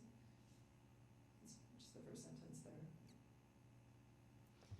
So I'm curious because I wasn't at the meeting. Was there an option in the presentation that said something to the effect of, if we were able to make the sound system what we need it to be, if we were able to make the space and the bleachers work in Othello, would you rather do it in Othello with those problems solved, or would you rather have it at the Toyota Center? Because the sense that I was getting from some of the students here tonight, and also from students that I have heard from besides this meeting, was that they were presented with an idea of, if you do it in Othello, you will have maybe 4 tickets. The date isn't guaranteed because of weather. Yeah. And if we do it in Tri-Cities, you can bring everybody you want. You can sit where you want. You can go to Red Robin afterwards. Yeah. So the slides that we used with the students and with the families, I believe we used with the board. So you remember there was one slide with student FTE, was a red graph with the number of kids coming. So we even told the senior class, listen, this isn't just about you, it's about everybody else coming. Here are things we're considering either this year or in the future. So it wasn't an opportunity to say, hey, we're going to invest and make these improvements. We just said, what do you even think about this idea? Which is kind of where we're still at. What do you think about this idea? And if everybody thinks it's a terrible idea, or, hey, that feels like such a terrible idea, we should do this, this, and this, then we should do that. But my responsibility then is to share with you, beyond sort of, can we address the PA and can we buy more bleachers? It's still, there's some piece about safety that we have to consider and think through. There's a piece about changing the process for how we ticket people and bring them in, even if it's unlimited tickets where people might get to sit. There's some frustration with our current ceremony. For sure. Absolutely. For sure. So again, it wasn't a moment just to capture their feelings about, what do you think about this? Because we knew the heart and mind thing was such a big deal. Yeah. And that's still where we're at. I think some people believe that the decision's already been made. But for you all, it's to consider processing and thinking. And if it's not this year, is it next year? If it's not next year and we improve and try it this year, do we do it a different year? All the options are still on the table for us. Because as I said several minutes ago, graduation is currently scheduled for Othello High School football field. It's Right. still where we're at. Doesn't mean we shouldn't consider other options. I mean, we're obligated. I think we'd be negligent if we didn't. So why are we even talking about this, right? Why do people might feel confused? You heard someone tonight said, I heard about this 2 days ago, and this seems like a crazy idea. But we're talking about it so that we can make sure that it's safe, efficient, and enjoyable. That's why we asked the question, what are you looking forward to? Can we give you what you're looking forward to off-site? Can we give you what you're looking forward to here? You see that there's a variety of opinion around that. You see that there's a dramatic difference between what the students said and what the parents said. A couple other things about the parent data that I think we need to continue to process is we had all the seniors in the room captured in that one moment, only shared with them. We knew it was senior students responding. Again, it was a little informal last week. I know that there were people in the room that weren't parents that were participating in the survey and taking the survey, and we blasted out the link. So I think if there's a need for more data for the board, if there's something else we need to ask, we still have time to do all that. I just wanted to be clear about that. Okay. Now, consensus, right here. And when we don't have consensus, I think you have this idea that the experts talk about sabotage. So I would ask all of you, do we have consensus yet around this idea? No. No, we don't, right? And so then we have to decide. Someone said tonight it shouldn't be up to 6 people. Everything in a school district in the state of Washington is really only up to 3 people. 3 board members decide something. That's how our system is designed. It actually is your responsibility. It's my responsibility. And it's a heavy one, but we all accept it, right? We all accept it in the interest of serving students in our community. So what we're going to have to decide is, what's a critical mass? Is it 50% plus 1? Is it 60% like with a bond? What I won't support is that loud is a consensus. Loud is not a consensus. It is our responsibility to make sure we gather as much data as possible. Now, do we have the skills? And why is this creating some anxiety for folks? And for us, it's to consider, how do we limit risk, not only for our students, but for the school district, and can we do it safely? And safety isn't only about, would someone do something violent? It's also about, if there's a medical emergency, if there's a need to get someone out, all those kinds of things, we have to consider those things. Many of you are business owners and know you have to consider things and be prepared for unexpected activities that might cost you money and might cost you anxiety, but you're required to do it. And we're required to do that as well. Now, what's in it for me? Because we would all agree in this room, we're feeling some resistance. And right now, we're only feeling resistance about discussing a concept and putting together a plan and saying, what do you think of this plan? And we're getting some resistance. And so that idea is, what's in it for me? Many of the folks that you heard from tonight, they don't want to go down there, and they're going to push back. And you heard some of that tonight. It's hard to see what's in it for them or their kid by making this move. But again, it's important to acknowledge that there are some you didn't hear from tonight who are also nervous about saying, I'm not sure I want to share my voice because I might get jumped on. And that's not how I feel right now. I'm not interested in doing that. Now, my role and your role is to accept that. We take the heat so the kids don't have to. So when I push back on kids taking heat, that's where it comes from for me. That's a core belief for me and my core responsibility. And it should also be one of yours, and I would ask you to consider those voices. And we're sort of stuck right now, right? You're at a very interesting point, and so am I, to consider all the feedback and then decide what's best and how we time that. The next one around frustration is this idea about, do we have the resources to do it? And so I wish the stadium was bigger. I think we all do. I wish more bleachers would help. That actually makes some of our problems even worse. I wish we had more parking. And there were some ideas shared the other day that we should consider and think about ways that we could bring people into our site. I wish a lot of those things. I wish we could manage that many spectators safely.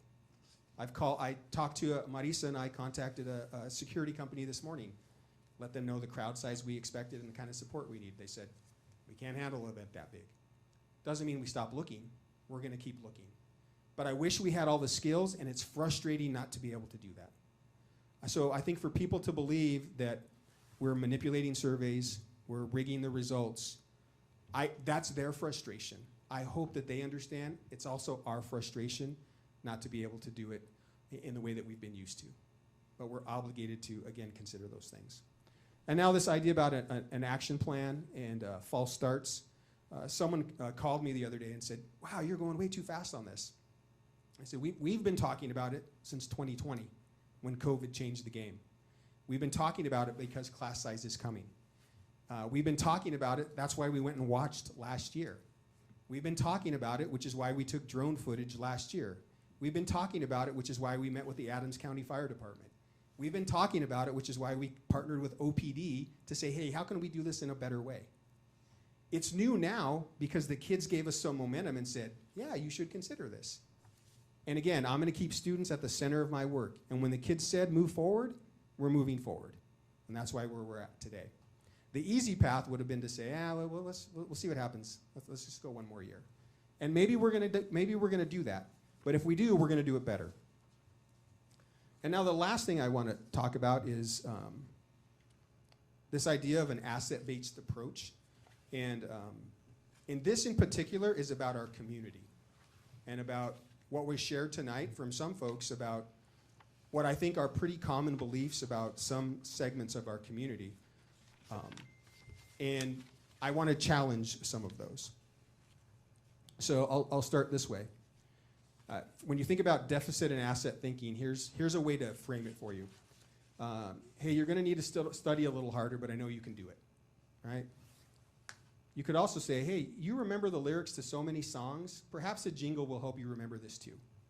What are the assets that the student brings? How do you leverage those to get the same outcome without saying you need to study a little harder? It feels like a subtle difference, but it has a huge impact. And so I want to share some of those with you. Some people don't like change. That can be an easy thing for a leader to say and then not respond and listen to the feedback. Our job is how can we help manage that change? And part of managing is what's the timing? Maybe the change isn't this year. Maybe the change is next year. Maybe the change is this year. Either way, we're going to have to help people manage that thinking. So I would encourage you not to live on that side. Don't discount what we're hearing. Let's pay attention to it, and let's be prepared to respond. I heard this. This is another terrible idea from the Othello School District. And that's the view some people have. Could also say, hey, the district did a really well-received orientation day that was student-centered. Students carried out the production. Students led it. Folks came up to us afterward and said, thanks for reminding us it's about the student. You could also say that the Othello School District is engaged in a student-centered strategic planning process, demonstrating our commitment to keeping students at the center. So you could also say that a very difficult idea that's not going to land well with some folks in the community was student-centered. It's consistent with what we've been doing. It's consistent with what I've shared with you tonight about my passion for putting students at the center. And when someone says I manipulate them, why I will push back. That's what we've been doing. And that's what we're going to continue to do. This is a waste of taxpayer money. Heard a little bit about that. I didn't share any numbers with the parents. I guess for them to look at spreadsheets and to consider that, more than willing to share that. But I did print some tonight so that I could share it with the board. So the current quote from the Toyota Center is $8,000, and it'll be about $4,500 to bus. So it'll be about a $12,500 investment. That's what it would cost us to go down to the Toyota Center, one practice, so busing twice, that kind of setup, right? Greg Foltz, Rigo Ozuna, Amy Suarez, they sat down and we needed to say, how does that measure up? Because we're responsible to our taxpayers, right? How does that measure up with this idea of holding graduation in Othello? So when they calculated the man hours, they calculated all that, they landed on $11,995. Now what's not included in that, so $500 difference. I shared at the parent meeting multiple times that it was cost neutral. Some folks challenge that concept, but the numbers are what the numbers are. I would assume that certainly this doesn't include any upgrades that we might make to OHS, and I think that's appropriate not to include those in the cost of graduation. Facility use, we use it in a lot of different ways, a lot of different times. We wouldn't put those numbers in here. What we might want to put in here, though, if we decide to host it here, is there's an inclusion for 8 additional security guards at our rate of pay. Based on the research that Marisa and I were doing today, I think that's going to be accelerated a little bit. But still, it's going to be, you know, if it's $12,000 to go to Toyota Center, it's $15,000 to host it in Othello. In our world, when we're dealing with school budget numbers, those are pretty insignificant. So cost isn't an issue. And I would just challenge the idea that it's a waste. It's cost neutral at worst. And there was a mention of audits earlier. I would challenge anyone to look around the Columbia Basin or across the state of Washington and find a school district that's had cleaner audits than the Othello School District, that is more well respected for how they pay attention to what they're spending and how they're spending it. To a board and a district office leadership team for at least the last 10 years, perhaps even 15, that has been very prudent with the money that comes in to serve our kids. So again, I'm going to challenge anyone who says we're wasting money. Students were tricked. I talked enough about that perhaps, but our students are thoughtful and mature. If you haven't met Sebastian, then maybe you wouldn't understand that. But as skilled and as polished as Sebastian is, he's got a lot of classmates that are like that too. There's a lot of kids at that high school that he can interact with. And every day, I will shout that from the rooftops, that our kids are mature and thoughtful. They may not have reliable transportation. This, to me, and so this idea comes, well, we should offer busing. This idea about deficit thinking, though, is that we have segments of our community that don't have reliable transportation. And I'm not sure that's the case. I'm not sure that's accurate. I think there are a lot of assumptions and deficit thinking built into that statement, and I just don't accept it. Our folks will find a way to get there. This time won't work for families. Certainly the time that was presented to the students was the one we have in our current quote. After we got feedback from the impromptu parent meeting with the counselors, we called the Toyota Center and said, hey, we might need some more options. Are there any? We got a few more, so what did we do? We immediately put them in the survey. We asked the parents, what do you think about those? But actually some cool things came out of this. Someone said, hey, what if we just did an early release? Remember when we used to do that for the fair? Everyone went to the fair. What if we sent everyone home at 10:30? And then we encouraged all the staff to go to graduation. And maybe we even offered them busing. And we said, hey, which elementary school can send the most staff members? We encourage everyone to go attend. Parents who are working in our schools that have kids can attend. We don't only have people that work during the day. Somebody mentioned McCain's and Simplot. They run off shifts. They run swing. They run graveyard. And you know what those parents do every year? They go to graduation. To think that they won't or they can't is a deficit ideology, and I don't accept it. Our parents will show up. And here's why. Some folks think our families can't afford it, they can't drive there. Here's what I know about our families.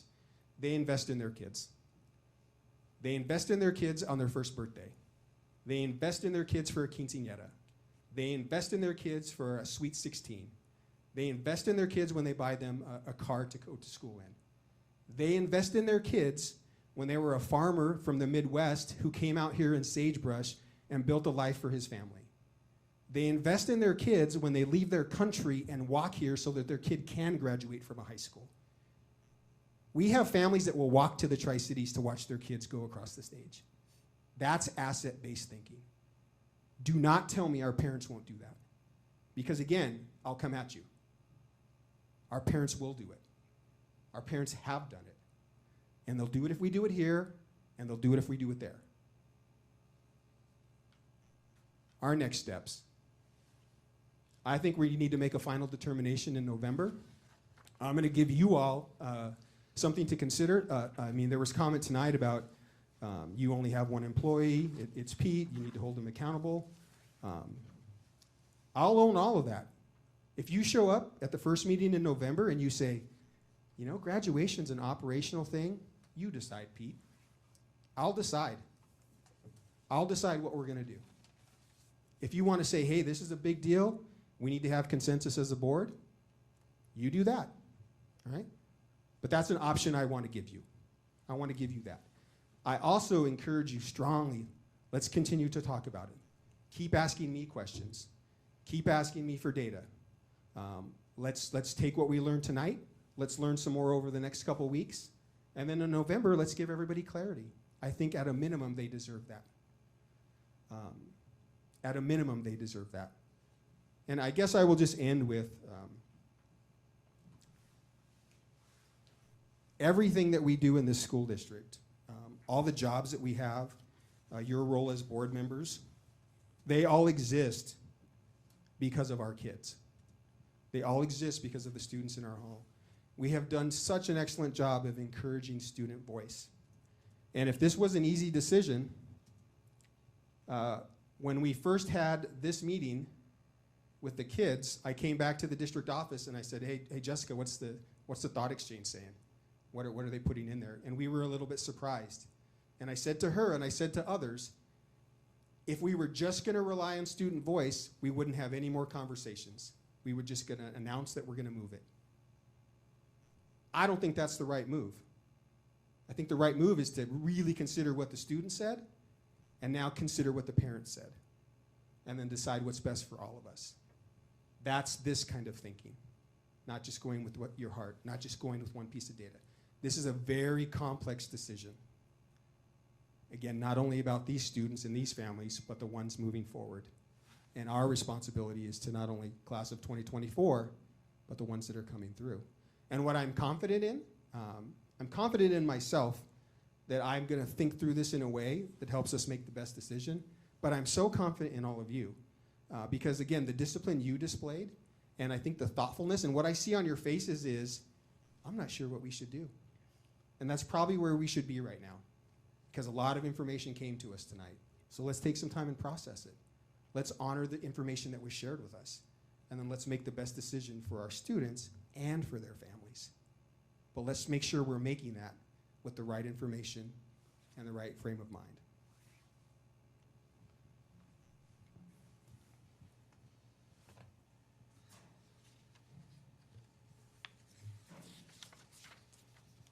Thank you, Pete.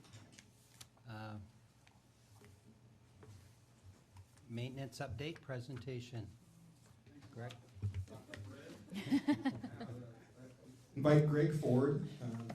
Greg and the other operational directors, I think, have, last time we heard from Mandy McDonald about food service, and I know over the last several months have talked with the board about, you get the periodic updates from the school sites, but so many of our folks in operations and, you know, again, as superintendent, that comment I shared that you take the heat so others don't have to, the folks that help me take that heat and the expertise that we have in our district for not only considerations like facilities and graduation, but a number of areas where Greg has deep expertise. He's also an Othello High School graduate, a thoughtful guy, and I've known him, we grew up in the same neighborhood. And so I'm proud to be associated with Greg and the work that he does and leads here. And he's been helpful in helping process and think through not only the graduation idea, but all of our facilities, which are so important to our students and staff. So excited to welcome him here tonight and share with you the really good work that's happening in maintenance and capital projects and all the things that he's asked to deal with day to day. So we'll turn it over to Greg. Thank you, Pete. So Pete asked for me to come and talk to you guys tonight, just give you an update, share some information with you. And I decided to go talk to my staff before I came tonight and said, hey, what should I tell the board about maintenance and capital projects? And they really said, tell them who we are, tell them what we do, okay? So it's just gonna be quick 10 minutes. I'm gonna throw some numbers at you to give you an idea of what we have and what we do. I got some pictures to share to kind of illustrate what we deal with on a day-to-day basis. So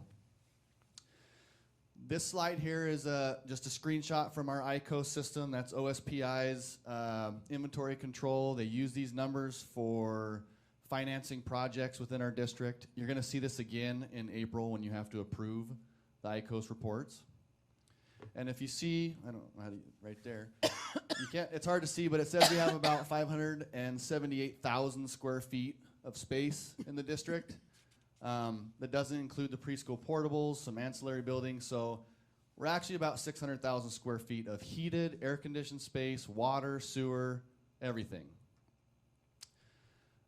We also have about 200 acres of land that all these buildings sit on. So Sharon knows how much 200 acres is. 80 acres of that is north of town, so it's about 120 acres that our building sits on. And so it's a lot of land we got to take care of. So I wanted to equate it for you guys into something easier to understand, but it's about 350 1,800 square foot homes. That's more than Angel's building. That's more than Olson's building. It's 350 basic houses. And you think of all your honey-do lists you have at your house. We have them for everybody here too. So who takes care of these? Who are we? Oh, wait. I'll show this first. This is all in red. This is our land that we have within the city limits. This is our bus garage down in the bottom right-hand corner. Wahidas, Scootney. I mean, we take up a pretty good chunk of town. So just gives you a good visual. So who are we? This is our staff. Throw a picture in. Kudos to my staff. We have one director. I don't have an assistant like food service and transportation. One director, one secretary, Rhonda Snyder. She is amazing. I couldn't do it without her. She keeps me going straight. I have 8 crew members. Travis, Jesse, Desi, Abby, Isaac, and a new one, Sergio. They're with me full time all year round. These guys are the ones doing all the work. I'm just helping send them in the right direction. I'm just support for them. They're the ones in the heat.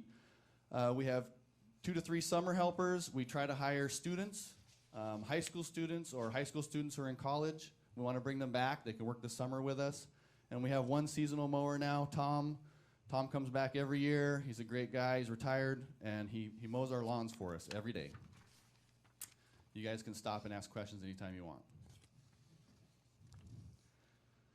This is the infamous slide everyone called me about. I got like 3 phone calls on this. Because in PDF, when you guys see it on the board docs, it doesn't show like it does in presentation. So this is my house. I was going to use Pete's house. But just, we have 350 houses basically we're taking care of. And what do we do to them, right? We do maintenance. We do emergency maintenance. We work off of work orders. We do work based on the seasons. We do work based on sports. We do work based on projects. It's all over the board, right? So what kind of work do? We do excavation work. We do concrete work, carpentry, plumbing, HVAC, roofing, electrical. We fix a few windows when we don't want to call Ken. We fix some floors when Don doesn't have time. We try to use our local businesses as much as we can for things that we can't get to, or we don't have time, or we don't have the resources to work on. Aside from maintaining everything and doing all this work, we have capital projects too. That's dealing with all the contractors. That's all the work that's done outside of district staff. We have annual inspections we have to do for our bleachers, for our fire alarm systems, for our fire extinguishers, all our life safety systems. And we're also looking at energy savings. We just completed 2 lighting upgrades at Wahidas and Scootney. We get LEDs on the exterior of the buildings. They cost about $20,000 a piece. We get $10,000 rebate. So it's a $10,000 cost to the district. We're going to recoup savings over time. So it's just something we do. It's just part of the day-to-day. So what do we do mostly? We have to expect the unexpected, but majority of our work orders, toilets. We got a lot of toilets. And this is some of the stuff we pull out of them all the time. Oh, yuck. We have about 450 toilets. It's a dirty job. Somebody's got to do it, right? Here's some of the other things that my guys have had to work with. We got some irrigation lines right here. We have over 1,500 sprinklers in the district. Kids love to kick them. Yep. Doors. This was a little mishap at assembly. Some kids ran through the door. 1,500 plus doors with hardware, with door handles, with locks, with windows we got to deal with. And then about 4,500 light fixtures. It's the number one thing we work on is light fixtures. We got to keep the light going. So, go to the next slide. These are some cool things, some moments of yay for us. I wanted to include. We have our little paint robot. You know, we have Jesse, who's been an amazing painter for years and years and years. We saw this at a show once. The cost penciled out. We're like, let's try it. This thing's amazing. You can go out and set it, and Jesse can watch it, or someone else, and then be doing other things around it. It's really cool. In fact, the city just got one. Connell has one. So most districts are going to this for the cost-wise. This bottom left-hand picture I wanted to show because in 2009, we remodeled Lutakaga, all except for the east wing. The east wing only got sprinkler system installed. Maintenance came in. We put in new countertops. We put in new sinks. We put in new heating and air conditioning. This is us dropping in a new chiller. We did it all in-house. We found the time. We got the resources. We got it done. Because that building wasn't going to get updated like the rest of them. We wanted to make it as best as we could. This picture in the center here is the boiler for the high school kitchen. It was 22 years old. It died this year. You couldn't get parts. We didn't have the money in the budget to hire someone to come in and replace it. We figured out a way to do it ourselves. Scoreboards. We got a grant from STCU to buy some scoreboards. We got our first bid. It paid for one scoreboard with installation. We said we can do better. So we went back and we ordered 3 scoreboards and installed them ourselves. It's really cool. Now we have a football, baseball, and softball scoreboard. And then here's some other things. I threw a graduation picture in there because we do spend a lot of time setting up for graduation. It's very important to our staff. It's very important to the community. We want it to look as good as we can and do our best. And then this portable right here. We have, portable is always a contentious word, but we do all the installation on our portables, which we're one of the few districts I speak to does. They hire everything out, and it's very expensive. We are able to purchase them, have them set, and then we do all the hookups. We do the electrical, the water, the sewer, the fire alarm, everything, which saves us district a lot of money. We won't be able to do it forever. Laws are changing, and we won't be able to do some of it soon, but it is a cool thing that we're able to do that. And we're always looking to the future. Quick presentation. Wasn't sure what you guys wanted. Was hoping you had some questions. I think you're pretty thorough. I could talk for hours. Oh, okay, I know. I think a lot of this stuff we just don't think that you think about who does it. And you take it for granted. I mean, and so, high five to you guys. It's a lot of work. I do. It's a lot of toilets. It is. I can't believe the stuff that came out of it. Oh, my gosh. Do you know when our bleachers were last updated at our high school, at the football field? I don't know an exact date. It was around 2000. Okay. That was the main bleacher area. I did get a quote for portable bleachers. We can't buy the ones that you see all the ones we have that don't have any railings. Mm-hmm. We have 2 with railings that are movable. They're 25 foot. The last quote I got was $32,000 for one. Wow. So, and that was during COVID. We were going to look at ESSER money for something like that. Would those be back ordered or, they're not available, right? It's like anything else, Everything has lead times now. Yes. It's just the world we live in. Yes. And of course, you were talking 2 years ago, which could see a 50 to 75%. Yeah, it's aluminum or aluminium. That's getting harder. Our welcome ramps, the company that does the ramps for our portables, they had foresight at COVID. They ordered all the aluminum they could, and even they said they're starting to run out. Wow. They can't get it in, so. Wow. So $32K just for one bleacher. One bleacher. It was was 5-tier, 21 foot. I can't remember the number of people. I was just looking it up when we were sitting here. So, and that was one quote. Somebody said, you know, reach out to the company, see what you can find.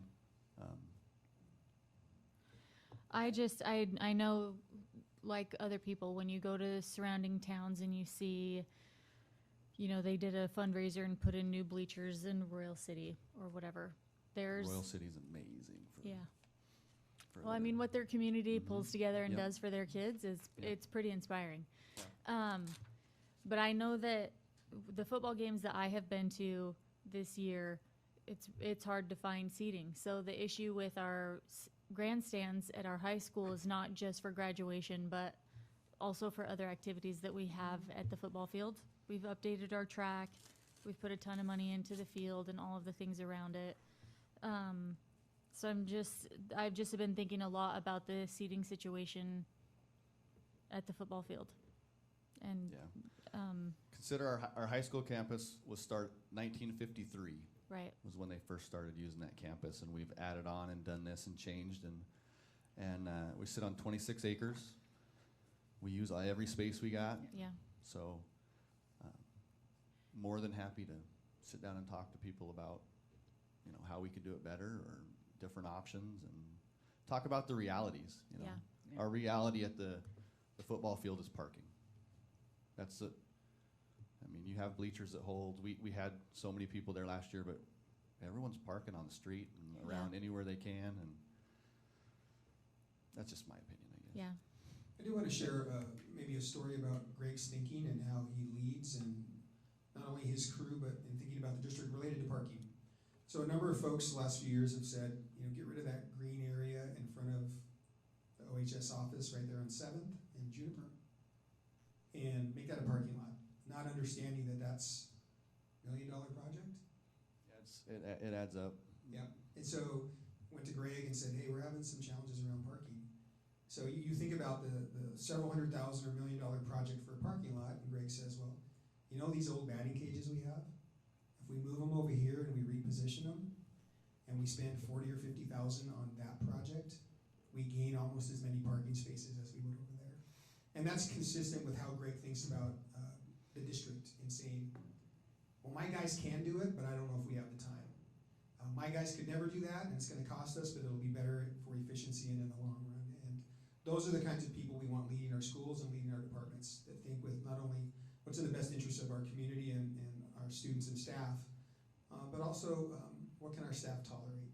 You know, you can only unclog so many toilets, as he said a number of times today, but he's thoughtful about managing that. And I also want to point out that I think he undersold a little bit. His crew certainly works hard, but there are a number of times I've seen Greg jump right in.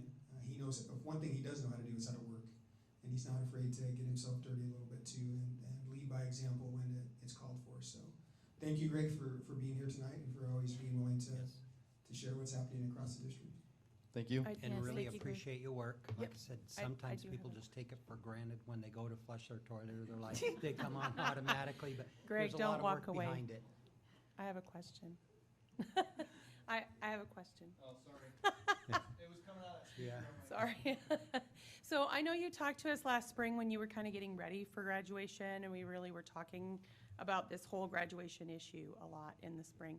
And if you can just remind me, because it's been a minute, how many weeks and hours it takes for you guys to get the field ready and move all the chairs from all the schools that you do to set up all of those things?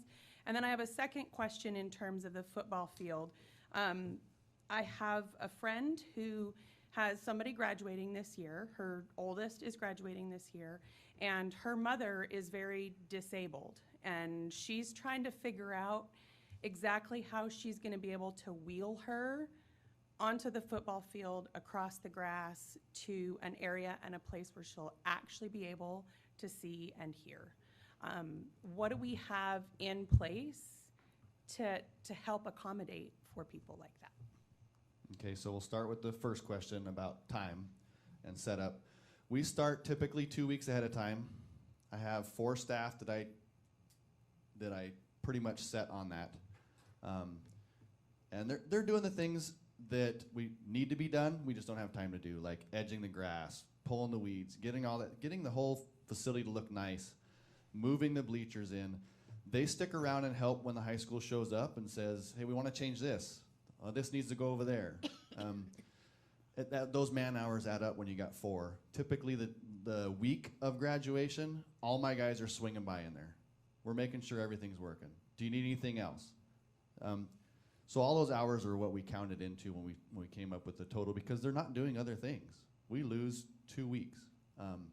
So the total that Greg is talking about on the spreadsheet that he developed with Amy Suarez, looks like about 214 regular man hours and 16 overtime hours, so 230 hours. So for 2 weeks, half of your staff It's pretty much dedicated cannot be here. available to the Yeah. toilets. Yeah, we're pulling them off for emergencies, and then they're going back.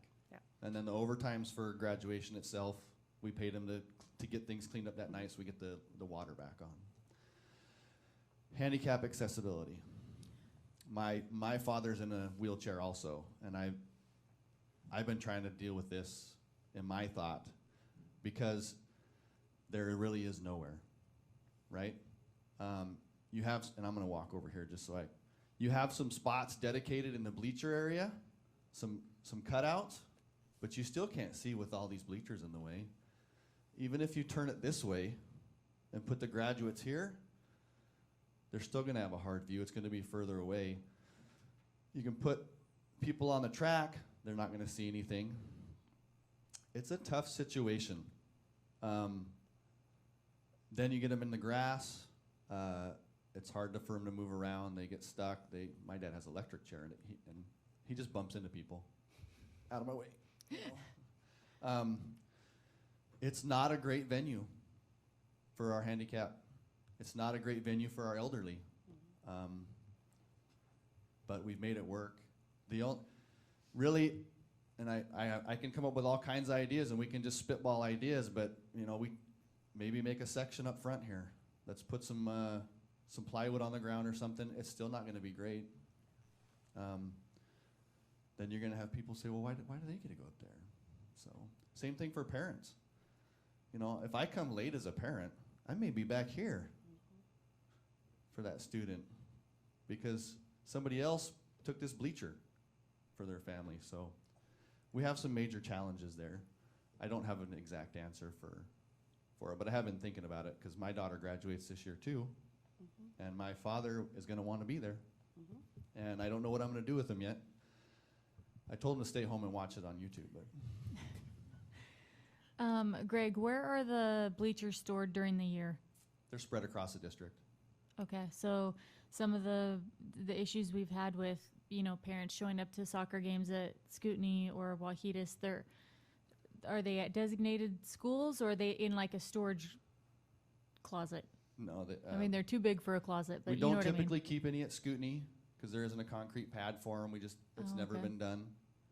We typically usually keep 2 at Wahitas. I don't know why there's 1. It must have got moved for some reason. Typically 2 to 4 at McFarland, and then we leave the rest at the softball and baseball and tennis. Oh, okay. On the high school campus.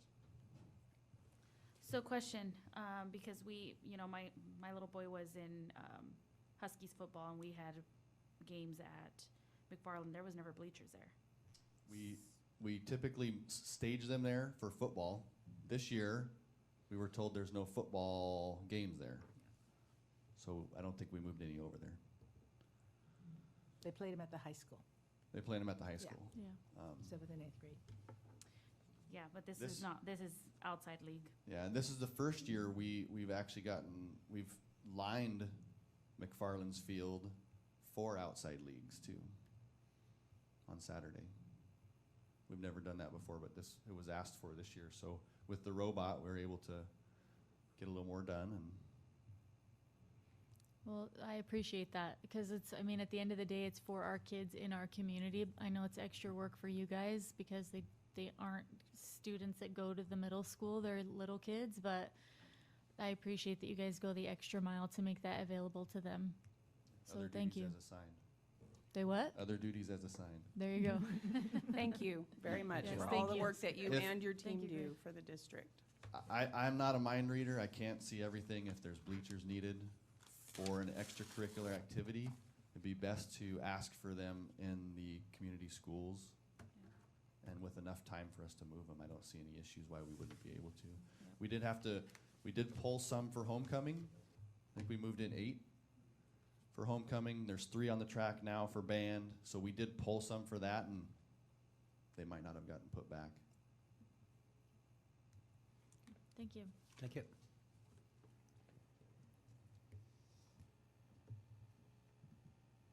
Any more for superintendent informational?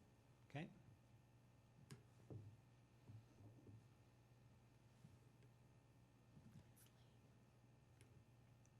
Policy review.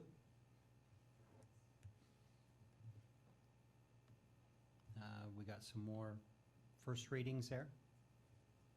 Remind everybody to look through them, through any additions or corrections on them.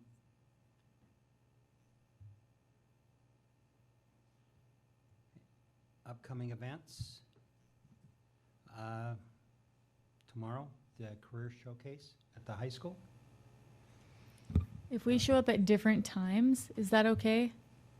Like if we're not all 5 there at the same time? I know we didn't put out an announcement about a possible forum. Yep, absolutely. That would be all right. Okay. Quorum? Is that what? Oops. Quorum, not forum. You know what I meant.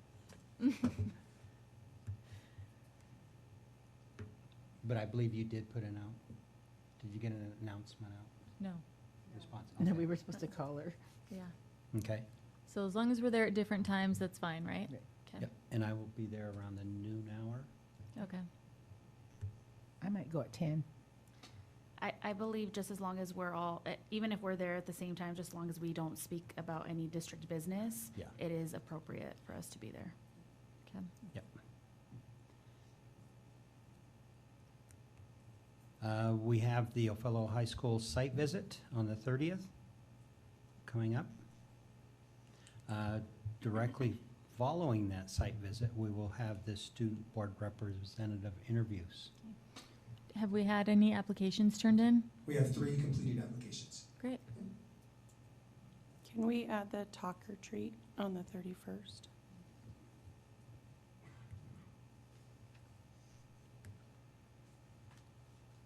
And then we go right into Hiawatha site visit on November 6th. So 2 site visits before our next board meeting on the Okay. 13th. And by then, we will have elections done too. Okay. And we Yeah. will know what the board will look like. Okay? Any more to add to that? Okay, the board self-assessment of the meeting. It did run a little longer tonight, but it was great information. Really good information tonight. Yep. Great on all presentations. subjects. Yeah. Just great presentations. We really appreciate that. Yeah. Yeah. Appreciate the community coming and talking to us anytime that we're, no matter what side of the issue that you fall on, anytime that we are passionate about doing what's best for kids Yep. is a win. I really appreciated we had people from the community come to speak to both sides of the issue, because we don't always get that. We have people that are passionate and make the effort to come on one side, but not always from both. Sarah's brave. Sarah's very brave. This survey that she put out to on social media, that was very brave of her, and for her to come and speak, especially when there was an opposing side here. I just kudos to her, but you know, at the same time, I'm just very thankful for both sides because this is a tough decision. Yeah. Really tough decision.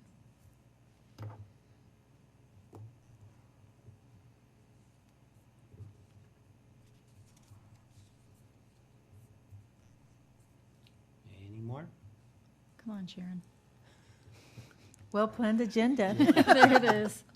You only got one more left, 2 more left of those. Yep. I guess I'll say them every time. Finish strong. Come on. Okay. If there's no more, the board will recess into executive session for 30 minutes to discuss the sale or lease of land. No action will be taken following the executive session. We'll meet in Pete's office in 3 minutes.